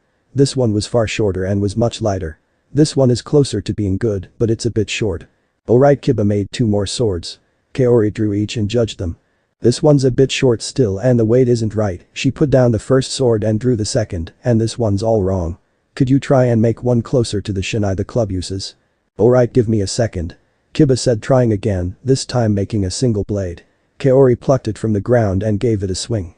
It had the shape of a typical shinai, but instead of being malleable like a regular one, it was solid. It had a silvery white handle with a black hilt, followed by a twisting pair of snow white and crimson cylinders, leading to a pointed top. This is perfect. Kaori said. Exact weight and the length is great. That's good. Because of your sacred gear, it's more important that you land a hit than the damage that each hit deals, so you being comfortable with it is more important. However, hitting the enemy 20 times with a stick won't do much, even if you are stealing half their speed with each strike. Kiba explained, because of this I made it so that you can easily channel magic into the blade and use it to empower your hits. This will make it so that even if the sword isn't sharp, you can still deal a lot of damage with it. Finally, the pointed top is so that if you find yourself needing to deal the killing blow to an enemy, but you don't have any power left, you can still finish off most enemies. Kiba finished. That's great, now all it needs is a name. Kaori said. Since it's yours, I'll leave it up to you. Pick something cool. Kiba advised. Kaori looked at the sword inquisitively. Trying to pick a name for the sword. You don't need to name it right now. For now, let's get lunch, we still have time to grab a quick bite before afternoon classes. You have kendo club today, right? Naruto said. Kaori nodded. Alright, can you swing by the occult research club afterwards? I'll introduce you to my aunt and she can better explain what we do as devils. Naruto said, and the pair took off for the lunch hall. Time skip. Kaori was in the middle of a kendo match with her fellow freshman club member Yui Caddis. The pink-haired girl was putting up a good fight, but Kaori was having to do her best to make sure that she didn't accidentally use any of her devil strength or speed. Caddis was on the back foot and decided to try an underhanded trick to get one over on her opponent. Even if the two were just having a friendly match, she couldn't help but feel a bit of rivalry with her. So how did it go with that boy yesterday? Kaori blushed deeply at this, but managed to block the incoming attack. What are you talking about? Kaori attempted to play dumb in hopes that she wouldn't accidentally spill too much. The boy that was waiting behind the club room, he had a letter that told him to wait there, and I saw you and him sneak off at lunch today, so what happened? Yui taunted, launching another strike. Nothing like that. He's just a friend. Kaori said. A friend that you had to send a letter to talk to in private. Yui continued taunting before she realized that she had distracted herself and ended up getting hit on the head, losing the match. Guess that's what I get. She grumbled, rubbing her head. Kaori smiled at her two, left the hall and went to the changing rooms. So in all honesty, is there anything between you two? Yui asked, this time out of genuine curiosity. Nothing at the moment, just friends, doing better than junior high at least. Kaori said reluctantly. Junior high, huh? How long have you been into him? Yui asked. Second year in junior high. I got heat stroke after I decided to keep training despite the heat wave. Not my smartest move, but he carried me to the nurse's office and gave me a chilled drink, that's what got me interested at least. Cute, that reminds me, I only got his last name yesterday. Yui said. Oh, yeah, he used to be Naruto Haidu, but last year he reconnected with his birth family, and now he's a Gremory. Kaori said. Seriously? Yui sounded shocked. No, if there is any relation to Ria's Gremory, the second year with the red hair that is like an actual princess. He did mention her, something about her being his aunt. His mom did look pretty young as well, so I guess it's not that hard to believe that his aunt is only a year older than him. Kaori said. If he's related to Ria's, then why isn't he already the most popular guy in the school? Yui asked, a little starstruck with Naruto's relation to her idol. Probably because he hangs out with Kiba so much. Blondie casts a shadow that Naruto is more than willing to relax in at the moment. Kaori explained. Give it a month and all the girls who get their hearts broken by Kiba will get over it and try their luck with Naruto. And you'll have him on lockdown by then? Yui asked, flashing her friend a grin. In an ideal world, yes. Kaori admitted with a smile as she prepared to leave. I've gotta go meet up with Naruto, so I'll talk to you later, Yui. At around the same time Yudo and Naruto were chatting away near their lockers. "So have you decided what to call your club yet?" Yudo asked leaning against his locker. "I probably won't need it for a while, so I haven't given it much thought," Naruto said opening his locker. He yelped as a razor blade fell out and nicked him on the finger. "Someone's popular," Yudo joked. "Bet you one has twice as many, at least," Naruto said. Yudo opened his locker so that the pair could verify, and 4 razor blades along with 9 love letters fell out. "The school really needs lockers with flat tops, it's dangerous if the top item falls out every time it's opened," Naruto noted. "I'll tell you what, let's have a wager," Yudo said looking devious, something that only Naruto had ever really seen.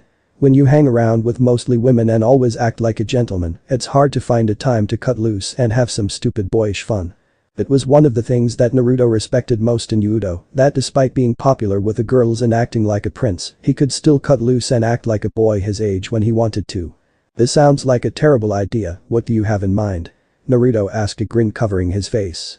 "Whoever gets the most razor blades in their locker by the time you get your next peerage member and start your club wins," Yudo said plainly. "And what are we betting?" Naruto asked intrigued. "If I win, I get to name your club," Yudo said. "And if I win you need to walk into the girls' art club and offer to model nude for them," Naruto replied. "Deal?" Yudo said putting his hand out for Naruto to shake. Naruto grabbed it and the pair shook hands. The pair shared a hearty laugh and they made their way to the old school building picking up Kaori along the way. When the 3 first years arrived at the old school building they entered and went into the main room to meet with the president. "Hey, Prez," Kiba said. "Welcome you 3, I'm glad to see you're doing better than last night Ms. Murayama. I am Ria's Gremory, I'm helping Naruto out with being a devil for a while, so feel free to ask if you have any problems. I am still technically your senpai after all," Ria said with a smile. "Thank you for having me and please call me Kaori, I can imagine we will be seeing each other rather often in the future," Kaori responded. "Very well then Kaori. I trust my knight has sorted you out with a weapon already," Ria said. "Indeed, we got it all sorted at lunch, well everything but the name." "So Murayama, have you got a name for the sword yet?" Yudo asked. "Yep, I'm gonna call it the Shitatsu Koda," Kaori responded. Most of the club burst out laughing at the name, with the exception of Ria's who didn't get the joke and Kaneko who wasn't paying attention. "Collision twig, really? That's great," Naruto said through chuckles. "Anyway you 2 can get started on contracts tonight, I had my familiar hand out some of your circles instead of mine today, so hopefully you will get some requests, I'll make sure that one of my servants comes with you for each request to make sure it goes well," Ria said. At night Naruto and Kaori had their first contracts.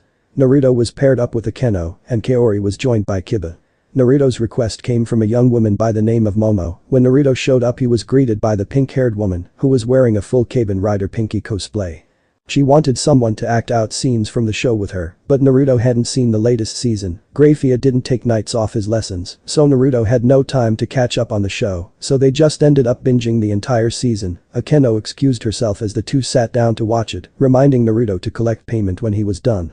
When all was said and done she gave him the box set as payment, claiming that she could just buy another one, then said that they could act out some scenes next time. The retail value of the box set was about 6,000 yen, so Naruto was feeling rather pleased with himself once he teleported back to the old school building. Rias informed him that since he was his own king and he earned the payment himself, he could do with it as he pleased, so Naruto took it home and placed it next to the other Kamen Rider Pinky merchandise he had in his room. That was when Naruto finally saw the marking on the box, it was signed by none other than Momo Mamazono. It was then that everything finally clicked. He knew that the girl who summoned him looked familiar, the costume was identical to the one used in the show. She even sounded identical to her character whenever she repeated a line from the show. Momo was the star of the show that he had just spent the evening binge watching with her. A part of him was kicking himself for not recognizing her, but another smarter part was telling him that it may be for the best that he played it down. If she knew that he was a fan of hers it might scare her off. Meanwhile Kaori and Kiba were summoned by an elderly woman, she was having trouble figuring out how to add her grandson on social media. After they managed to talk her through plugging in the screen to the computer and helping her send the friend request they were paid with a pretty old looking handbag which Kiba let Kaori keep. When they got back to the Orc Rias commended Kaori on her first contract going well and told her about the stipend she would be getting in the future until Naruto had started a club, at that point the stipend would go to him as Kaori's king. Kaori thanked Rias and made her way home. She checked her phone on the way and saw that she had a message from Yui, she wanted to hang out that weekend. Kaori messaged Naruto and he said that they didn't have anything planned for that day, so she was clear to go. Time skip. It has now been a month since Naruto started at Kuo Academy. Naruto and Kaori had gone on a stray hunt with Sona and her peerage last week, and that thankfully ended with less issues than his first one. However, there was another, far more serious issue about to present itself. Kaori's phone went off as she, Yui, and Naruto were eating lunch. Kiba was off running an errand for Rias today. When she took out her phone, her face went white. Naruto noticed this immediately and stopped what he was doing. "Everything okay, Kaori?" Naruto asked. "Afraid not, seems like my dad got a promotion," Kaori said dejectedly as she put her phone in her pocket. "Isn't that good?" Yui asked confused. "For him, yes. For mom, yes. For me, not so much. His promotion means he needs to move branches to Kyoto," Kaori said. "Oh," was all Naruto could say in response. He made a mental note to deal with the issue later. "So you will need to move away?" Yui asked, a hint of sadness in her voice. "Maybe," Kaori responded. "If you leave, want me to take care of your boyfriend for you?" Yui said with a massive grin. "We aren't like that, and for the last time, she doesn't like me like that," Naruto said. Kaori turned and looked away from him in frustration. Boys could be so stupid sometimes. If she didn't know him better, she would have sworn he was doing it on purpose. At that point, the bell rang, interrupting her mental tirade. "I'll talk to you after class, alright Kaori? We'll get this sorted out," Naruto said before the three took off for class. After class, Naruto and Kaori made their way to his home. Naruto had contacted his mother in hopes that she might be able to help them figure out a solution. When he got inside, he was surprised to see not only his mother, but his father and little brother were all present and accounted for. "Hey guys, did I do something wrong?" Naruto asked as he hesitantly entered the living room. "You just assume that when I am here that you are in trouble?" Surziches asked. "Am I?" Naruto asked, unsure of the proper response to the question. "No, I was just with your father when I got your message, so we decided to all come and visit you," Grafia responded. "So what is the issue that's bothering you?" she asked, getting down to business. "Well, Kaori's dad got a promotion, so her family is moving away. Naturally, since she is my knight and a member of my peerage, I think it's a mistake for her to move. I was hoping you could help us come up with a solution," Naruto explained. "Why not just get her to move in with you?" Surziches asked, wondering why they hadn't just decided on what, to him, was the most logical solution. "Huh?" Naruto and Kaori said at the same time. "I mean, you have the space, and if the problem is her being alone, then this means you won't need to worry about her as much," Surziches explained. "Yeah, because I can just say to my dad, hey, I don't want to move with you guys, so I'm gonna move in with a boy instead," Kaori responded sarcastically. Surziches laughed, enjoying the girl's sarcasm. In his line of work, he rarely met people that had a sense of humor, even less willing to show it in front of him. He hoped the rest of his son's peerage was as interesting and amusing as this one. "Leave that to us." Milukus came up to Naruto and tugged on his shirt. "Since I'm here, can we play video games, Iniki?" "Sure thing," Naruto said, taking his younger brother up to his bedroom. "Alright then, let's head for your place and talk things over with your parents," Surziches said. The following day, Kaori's parents were taking off for Kyoto. Surziches and Grafia had managed to talk them into letting Kaori stay with Naruto and sorted them out with a house in Kyoto. How they had it sorted out overnight was beyond Kaori, but sure enough, by the time she got home from school, they were already packed and preparing to depart. "Take care, sweetie," her mother said, giving her a hug. "Take good care of her, alright boy," her father said to Naruto, who had come along to help move her stuff. "Of course, I'll take care of her like my own family," Naruto responded. He was faintly amused by the tough guy impression Kaori's father was trying to put on. "Good," her father scoffed. Sure, he had agreed to let her stay with the boy, but he knew about her crush on him, and any father would dislike the boy who took their sweet angelic daughter away from them. The pair got into their car and took off. "You okay?" Naruto asked. Kaori took a deep breath and nodded. "I'll be fine," she replied. She knew that she wanted this, but it still scared her a little, losing her parents like this. "Shall we start moving your stuff then?" Naruto asked, walking to the door. "Alright then," Kaori responded. They then entered her house and went to her room. When they got in, Naruto noted that everything was already in boxes. "You know we are teleporting everything, right? You didn't need to pack them all up," Naruto said. "Well, this way you won't see all my stuff," Kaori said. "I can't have you stealing some of my underwear and claiming it went missing in the move." Naruto made the magic circle on the floor and groaned. "Just help me with the desk." The pair spent the next hour or so moving all of her stuff to a spare room in Naruto's house. They skipped the bed, since the one in her new room was bigger anyway. When they were finished, they ordered takeout, and Naruto left Kaori to get settled in while they waited for it to arrive.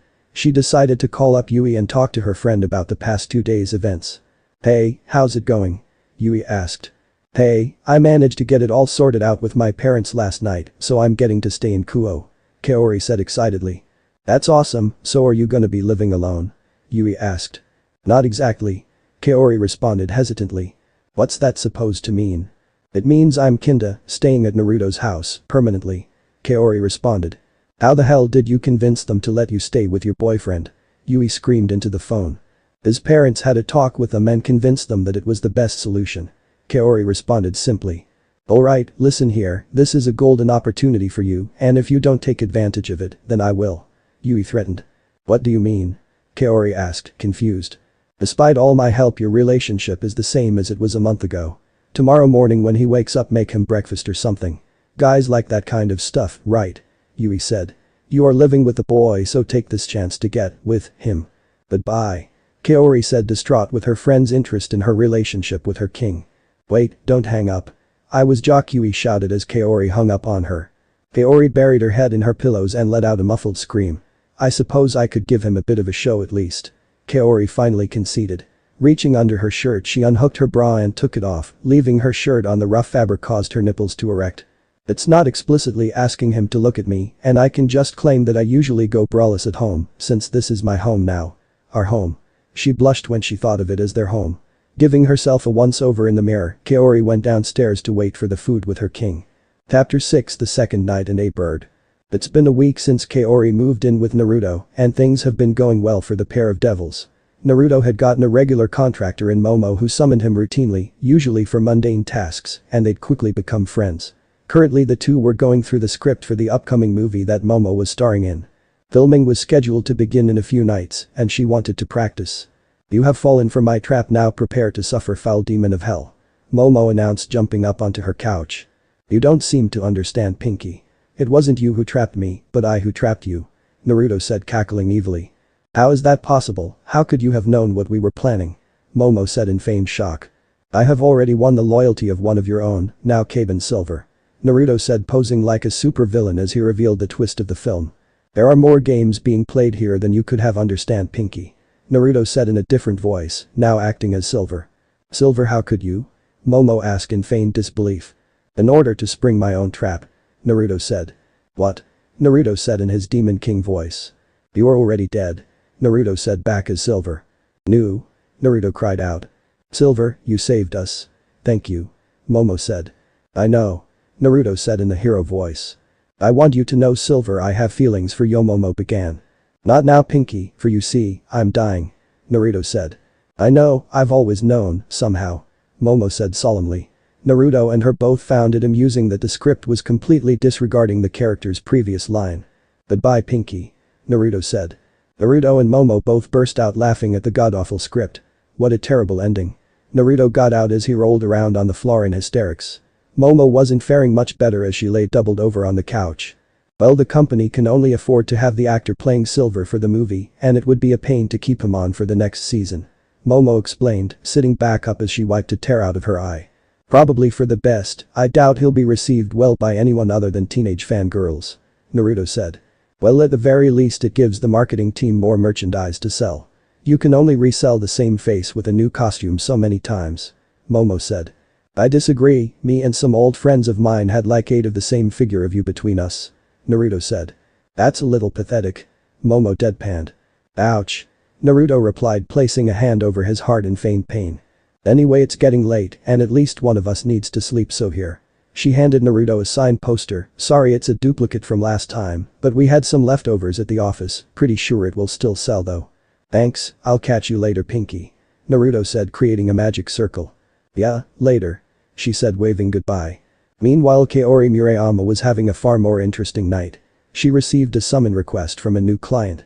When she appeared in the magic circle, she took in her surroundings curiously.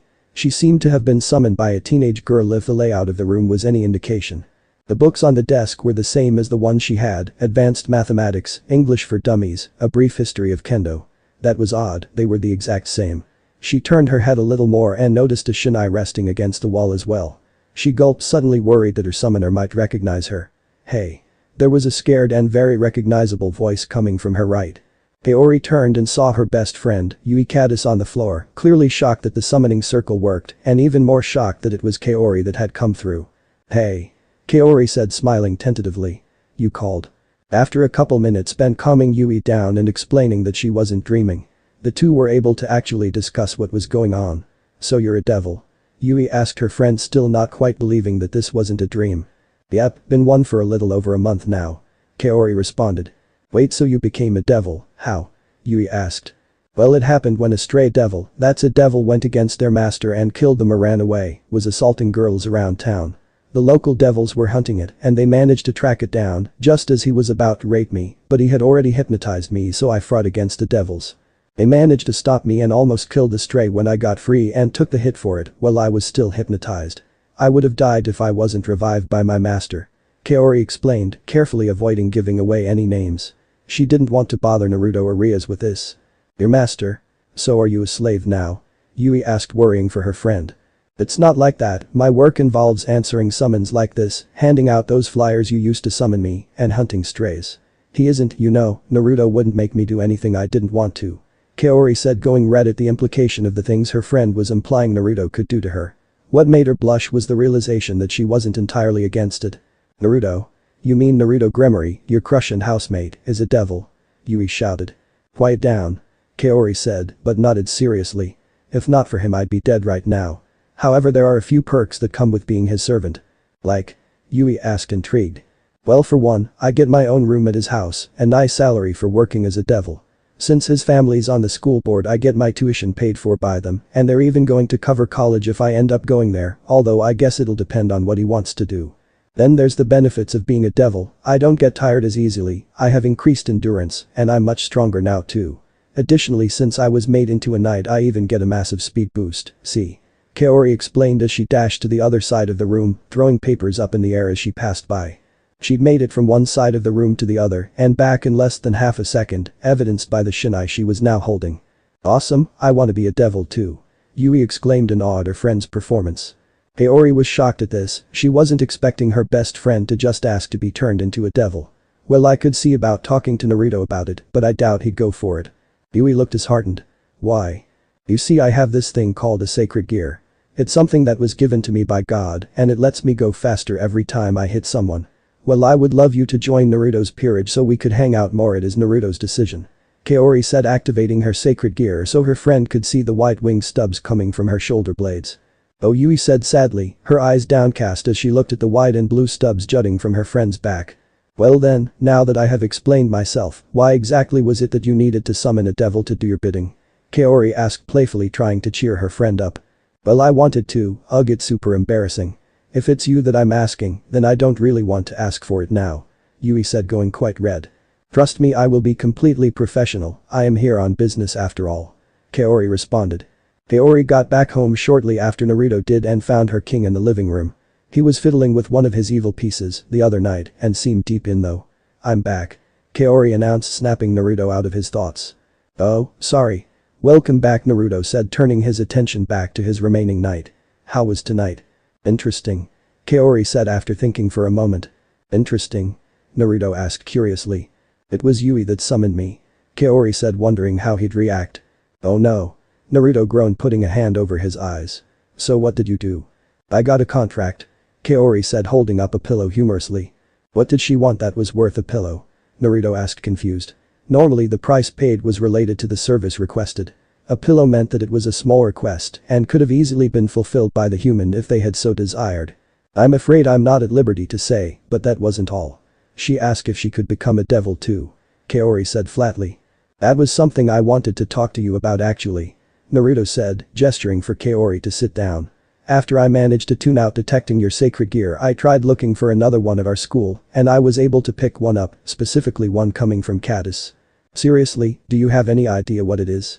Kaori asked, excited. "We had no idea what yours was until we fought you, so I doubt we will find out anytime soon. Until then, let's see how serious she is about this," Naruto said. The following day, once Naruto and Kaori got back home from school, there was another person already in the house waiting for them. "You are late, mister," a girl a year younger than the pair yelled from the living room door as the two removed their shoes before stepping inside. "Bravo, I told you I have school today. It's fine if you come over early, but don't expect me to be back until 4. Naruto said to Ravel, who was pouting at him. Want me to go and make some tea? Kaori offered as they walked into the house. It's fine, I already made some and some cake. Ravel said as she went and sat down on the sofa facing the large TV. I'll head upstairs to do homework and leave you to be then. Kaori said, taking off up the stairs. So Ravel, what are we watching today? Naruto asked, taking a seat next to the young devil. This one is about a princess who wins over a guy's heart with her cooking. Ravel said, pressing play on the remote. Naruto and Ravel watched the movie together and laughed along at it. Once the movie was over, the two talked for a bit. Ravel, aren't you in your brother's peerage? Do you have the time to come and watch movies with me? Doesn't he have duties to carry out? Naruto asked, genuinely curious about what other peerages did. The only ones he had much experience with was Ria's and Sona's, although his dad had introduced Naruto to the members of his peerage, so he could call upon them if needed. They had been quick to accept Naruto, and were even quicker to respond if Naruto called for them. Naruto knew it came from them blaming themselves for failing to find him when he was abducted, as he was their king's and queen's firstborn son. Naruto had reassured them multiple times that he didn't blame them, but whenever he was traveling in the underworld with one of them as an escort, they always seemed to have a little more of an edge than normal. Well, even though I'm technically in his peerage, he doesn't treat me the same as the rest of them. I get to come and go as I please. Ravel explained. What do you mean? What does he do with them that he doesn't with you? Naruto asked. Ravel went red at the question and began to sputter. Well, right now Oni-sama he is with his peerage. With? Naruto asked, confused. He's training with them. Ravel said, still beet red, if anything her face had gotten redder. I'm not following. Naruto said, tilting his head to the side, Ravel's insinuation clearly going over his head. They are sleeping together. Ravel said quietly, her face had gone from beet to tomato saying it. Naruto jerked back, shocked. Seriously? Yeah, it's the whole reason he made his peerage all women. Ravel said dejectedly. And he wants Ria's on top of, 14 other women? Naruto asked, shocked at this new information, although he excluded Ravel for obvious reasons. Yes. Ravel said quietly. Next time you see him, Naruto said, dripping his hands over Ravel's shoulders so she would look up at him. His expression was deadly serious, and Ravel began to sweat. Was her friend Naruto mad at her Oni-sama for wanting his aunt in addition to his peerage? You tell him to quit hogging. Naruto said, a massive devilish grin on his face. Ravel smacked him on the arm. Naruto, how uncouth. Sorry, it's every guy's dream to have a bunch of girls falling over him.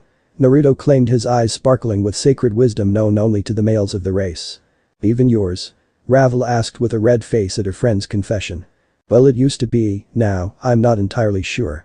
Naruto said, rubbing his chin thoughtfully. I mean, when I was growing up I was always quite open about that fact, but now that I'm a devil and I can actually get a harem, I'm not even entirely sure I want one. Naruto said, his eyes widened at his own words.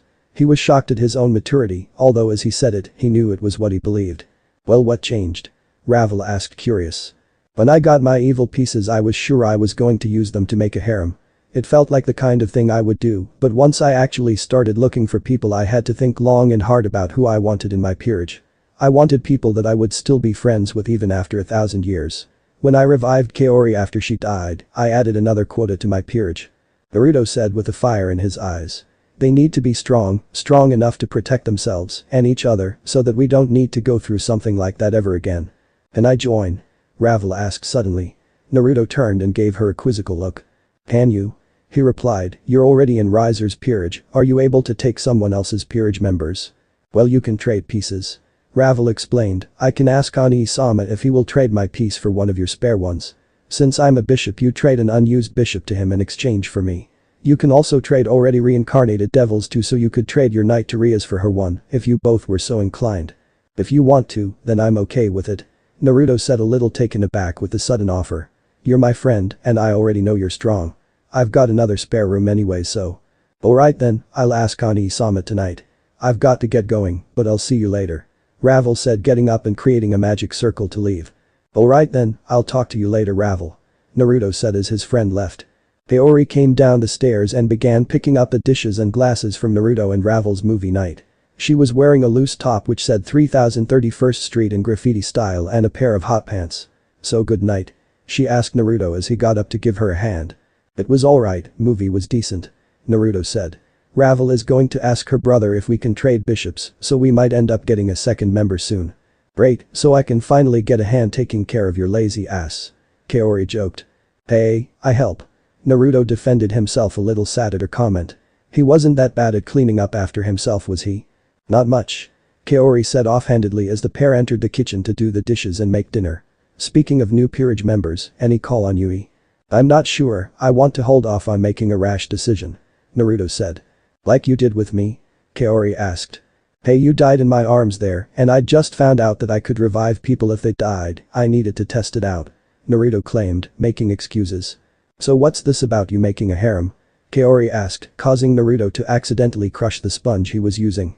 Suds shot out, missing Naruto but soaking Kaori's shirt, so it clung to her chest. Did you hear that? Naruto asked, averting his eyes, after he snuck a quick peek, of course. Oh yeah, so you planned on having just pretty girls in your peerage? Kaori said, turning his head to look at her.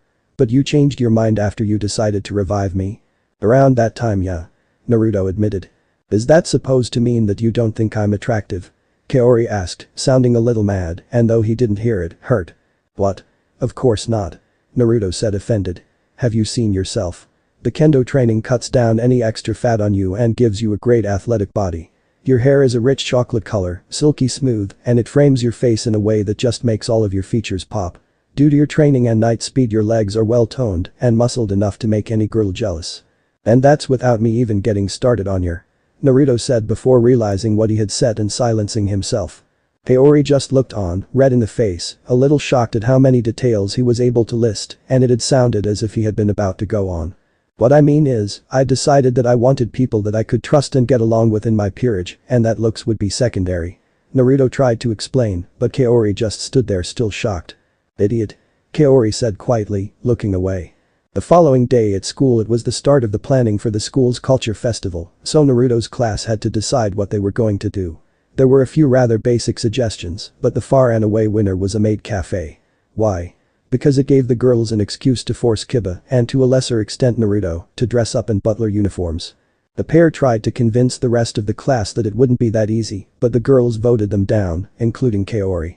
Once the votes were all counted up, Naruto turned to his side and whispered to the knight. Traitor. She just turned and gave him a big smile. It was decided that Naruto would be on the team getting the room set up to host the cafe. Kiba was quickly recruited as a model by the group of girls in charge of costumes. Naruto told him that he wasn't bothered with whatever the girls got them to wear, but to make sure that the girls would regret their decision for the event.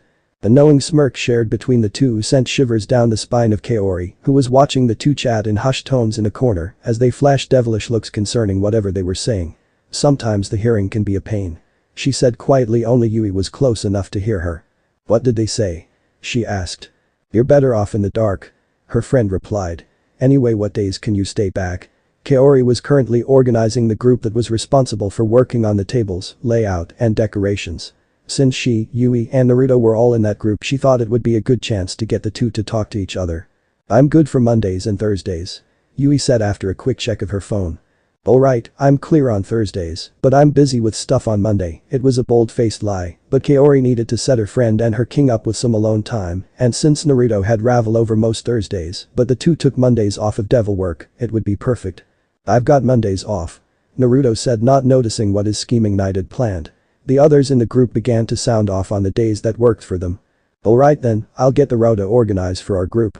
Kaori sat down at her seat and began to write. Damn that brat. Riser Phoenix said as he lay furious in bed.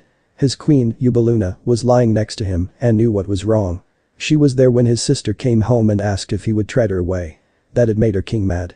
He loved his sister, and it was common for devils to dote on their younger sisters, so naturally he hated the man who wanted to take her away from him. She put her arms around his neck and pressed her naked body against his back. If it's what she wants, shouldn't you let her make her own choices?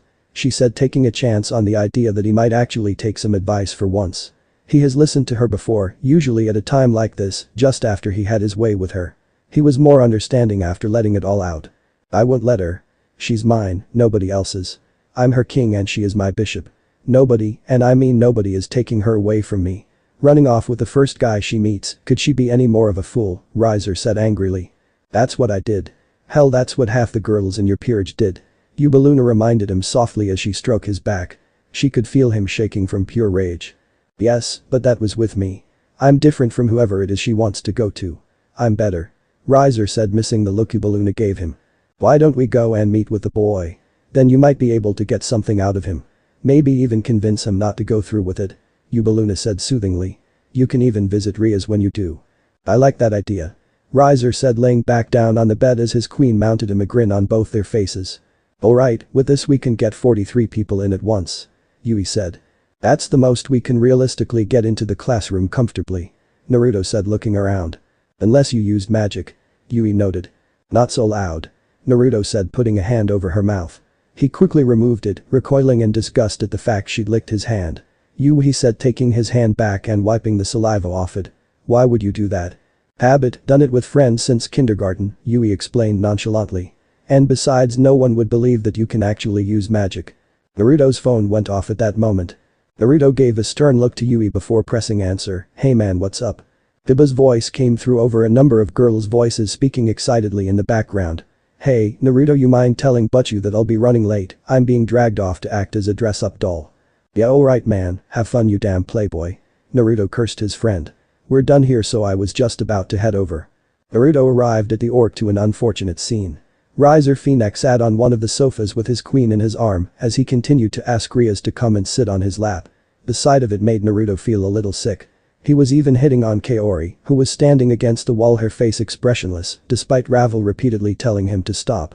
He disregarded his sister all too swiftly as he stood to meet the young devil that had just entered the room. Riser Phoenix, it's an absolute pleasure to meet you again. Naruto managed to say through gritted teeth, extending a hand. Naruto Gremory, you have a lot of nerve asking for my sister in a trade. Especially for a spare piece. Riser said, shaking it. Everyone else in the room could almost see the force in it as each boy tried to crush the others. After a moment the pair collapsed onto opposing couches facing each other.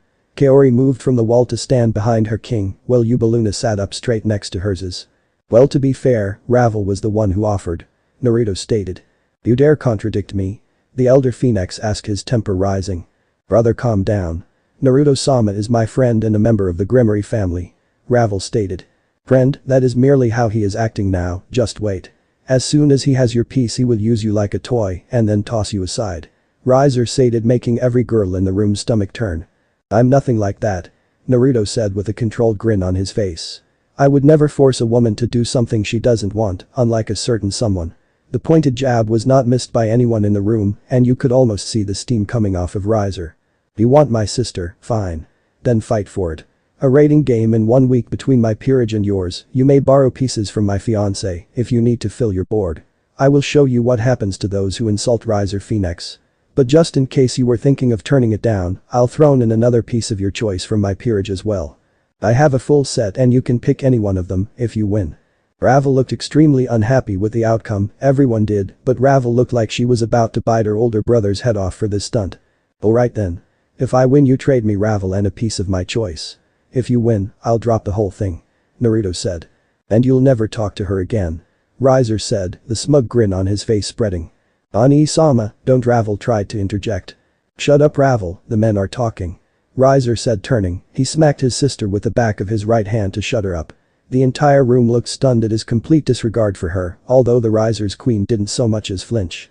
Naruto was fuming, although he managed to hold in his innate desire to have some frozen chicken for dinner through sheer will. I'm gonna enjoy tearing that arm off as many times as I need to. Naruto said with a growl, letting some of his killing intent through. You'll have to wait until we meet in the arena for that, Naruto Gremory. Riser said, deliberately drawing out his name to further infuriate his opponent as he summoned a magic circle to leave, his queen hanging onto his arm. He did manage to hear Naruto's last words before he disappeared though. You can count on it. It wasn't a threat, it was a promise. The following day Rias and Naruto were meeting with Sona to discuss the confrontation between Naruto and Riser. Well, that was poorly handled. Sona stated as she sat with Naruto and Rias in the orc. Rias and Sona had their queen standing behind them, although Naruto had no one since Kaori was a kendo practice. It kind of slipped out. Naruto said weakly. I said that you handled the situation poorly, not that what you did was wrong. Regardless, you need to put as much time into recruitment as possible right now. Sona said. Riser has a full peerage, if you are to stand a chance against him, you will need at least a few more pieces. I can loan you a Keno, Kiba and Kaneko, but that leaves you needing 8 pawns, a rook and 2 bishops. Ria said, counting the difference in her head. And sadly this matter has nothing to do with the Citri family, so I cannot loan you any of mine. Sona said. So I'm gonna be outnumbered. Naruto bit his thumb, trying to think. I'll help you strategize a way to win after you've done some training. But first, call your parents. Sona said sternly. If nothing else they can train your group in preparation for the game. I'll get right on. Naruto's text alert went off. One sec. He took a look at it and his face turned dark. Shit, we need to go, now. He said, racing for the door, knocking his chair over in his rush to leave. Sona and Riaz shared a concerned look as he crashed out the doors. Then the pair stood up and rushed after him. Earlier in the kendo club. He was hitting on you, in front of his fiancée, his queen, and his sister. Yep. Jesus, that Riser guy sounds insufferable, and he just straight up slapped his sister like that. Yui asked Kaori as the two got changed in the kendo club's locker room. Yeah, all because she wanted to join Naruto's peerage. She literally just asked if he could trade her to someone else. Ravel stuck around after the meeting and even said that things probably would have gone better if she had another family member trade for her than had them trade her to Naruto. That way she could have avoided Riser altogether. Kaori said. Damn, I want to beat the shit out of this guy myself. Think Naruto will let me join so I can get a swing at him? Yui asked hopefully. Possibly, he wants as many of his own pieces going into this match, and with only me at the moment, he probably won't turn you down. Especially since you have a sacred gear. They were interrupted when they spotted a magic circle in the middle of the changing room. Luckily it was just the two of them left. The others had hurried out worried about peepers. Ravel appeared from the circle anxiously looking around. Oh crap. She said. The crude language was unfitting of a lady like herself, but the fact that another magic circle was appearing behind her served as a reasonable excuse for the language in her opinion. She turned towards Kaori and was shocked to see another girl with her. You two need to get away from here, now. What's going on? Kaori asked. She was answered by the appearance of a very large steel blade appearing out of thin air, followed by the hilt and then the arms up to the one wielding it. Kaori could see a black-haired woman in a white top and red shorts, which displayed ample cleavage. What worried her though was the fact that the woman was pointing the sword at the two girls. My brother sent his knight, Cirrus, to attack you so that Naruto would need to go into the raiding game alone. He doesn't just want Naruto to lose, he wants an overwhelming victory against a Satan's son, and a Gremory at that, Ravel explained standing in front of the two girls protectively. Cirrus, you are acting without permission in another devil's territory and attacking a member of the peerage of a high-class devil. This could be seen as the acts of a stray. Unlike you, I am merely doing as Riser-sama wishes. The knight said, changing the point of her blade from the two girls to the young blonde. Riser will be punished if he is indeed behind this attack. It is not the stance of the Phoenix clan. Ravel said, she then took on a pleading tone. Can't you see that even if you do this, then Riser will just say you acted without him telling you to. You'll be labeled a stray and killed. Ravel pleaded. Riser-sama would never abandon me. Cirrus claimed. If you will not get out of the way, Ravel-sama, then I will have to go through you. I will do as Riser-sama commands, he is my king, and I am his knight. So saying she slashed her sword down at the blonde, but her blade was stopped by a sword. Kaori had gotten her bearings and used her sword to catch the strike. Wasn't it me you came here to attack? It's a little insulting that you would ignore me. Kaori smirked, pushing up on her sword to break the stalemate. She reached out and struck, tapping Cirrus on her arm. Immediately the wing stubs on Kaori's back that constituted momentum pillage glowed and Cirrus's movement slowed down. Kaori deftly dodged the attack, countering with another strike. And another. Before long the invading knight was slowed to a crawl, her weapon on the floor discarded. You're beaten. Kaori said as the knight continued in vain to try and strike her target. Suddenly another magic circle appeared, once again of the Phoenix clan. This time Riser was the one who stepped out. Cirrus, why is she still standing? Did I not tell you to break her legs? Riser asked, contempt clear in his voice. Sorry, Riser-sama. Ravel-sama warned her, so I was unable to. Cirrus started. You mean, they kidnapped Ravel and you came to save her? Riser said with a relaxed smile. What? Kaori yelled. That's a lie. What the hell is wrong with you? She tried to strike him, but he caught the sword with his hand. Kaori drained his speed, but that ended the drain from Cirrus. She tried to pull back her sword, but Riser was gripping it hard. So hard that it started to give out. The weapon cracked under the pressure and eventually broke into shards. Riser calmly transferred his grin from the sword to Kaori's neck. Kaori! Yui yelled, reaching for her friend who was being choked by Riser. She was promptly smacked away by the brute with the back of his hand. Back off, human. These are devil affairs, Riser warned with a smirk as his hand reached up to Kaori's chest with his free hand. Now let's see how much you like your king after spending some time with Riser. Suddenly a blade cut through Riser's hand, holding Kaori, who dropped to the floor gasping for air. The hand fell to the ground with her, and Riser's now stump burst into flames. His hand regenerated and he looked at the one who'd cut his hand off. Yui looked back at him in disbelief. She gripped the swayhander she had picked up off the floor tightly and a strange light emitted from her forearms as white medical bandages appeared wrapped around them like cloth armor. Suddenly, despite not moving, Riser's hand fell off again, cut in the same spot as before. "What have you done?" Riser shouted angrily that a human of all things had struck him. Angrily he lashed out at her, punching Yui in the stomach. Despite the drop in speed, he was still suffering from momentum pillage. He was still a great deal stronger than his human target, who was thrown across the room and crashed into some lockers, knocking her out cold. During that time, Riser's hand had regenerated again. "Come on, Ravel," Riser said condescendingly, making a magic circle to get away with. "You wouldn't want me to cause a mess now, would you?" His peerage members followed him and moments later they were gone. Naruto barged into the room a couple of minutes later, followed closely by both Sona and Rias, as well as their queens. They'd come in response to a text from Ravel who'd sent it as soon as she'd gotten a moment alone. Naruto went over to Kaori first. She was unconscious, but coming around, so he went to check on Yui, leaving the others to look after Kaori. Yui lay in front of the lockers on her stomach unmoving. When Naruto looked down, he noticed a bent piece of metal from a locker sticking out of her side. Turning her over, he saw that her eyes were open in the frozen stare of death. He quickly closed them as he summoned his evil pieces. She'd been dead less than 10 minutes, her body had been warm when he touched her, and the wound had not yet clogged. He could still revive her. He'd done the same with Kaori. "Sorry," he said, taking out his last knight. "I promised I wouldn't let anything like this happen again, but you had to pay the price for my feud with Riser. I'll give you a second chance. You already told me you wanted this, but this time, I promise that you won't have to go through something like this again." The knight glowed as he laid it down on the girl's body. "You who wait on the other side, I am Naruto Gremory, and you have no claim to this soul. Yui Kadis is to be my knight, her life is not yours to take. So break the chains of death and give her back to me," Naruto chanted.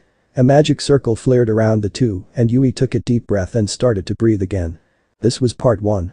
I will be happy if you like this video, and I will be more happy if you comment your name in the comment box. Okay, it's time for me to go. See you all in the next part. Sayonara.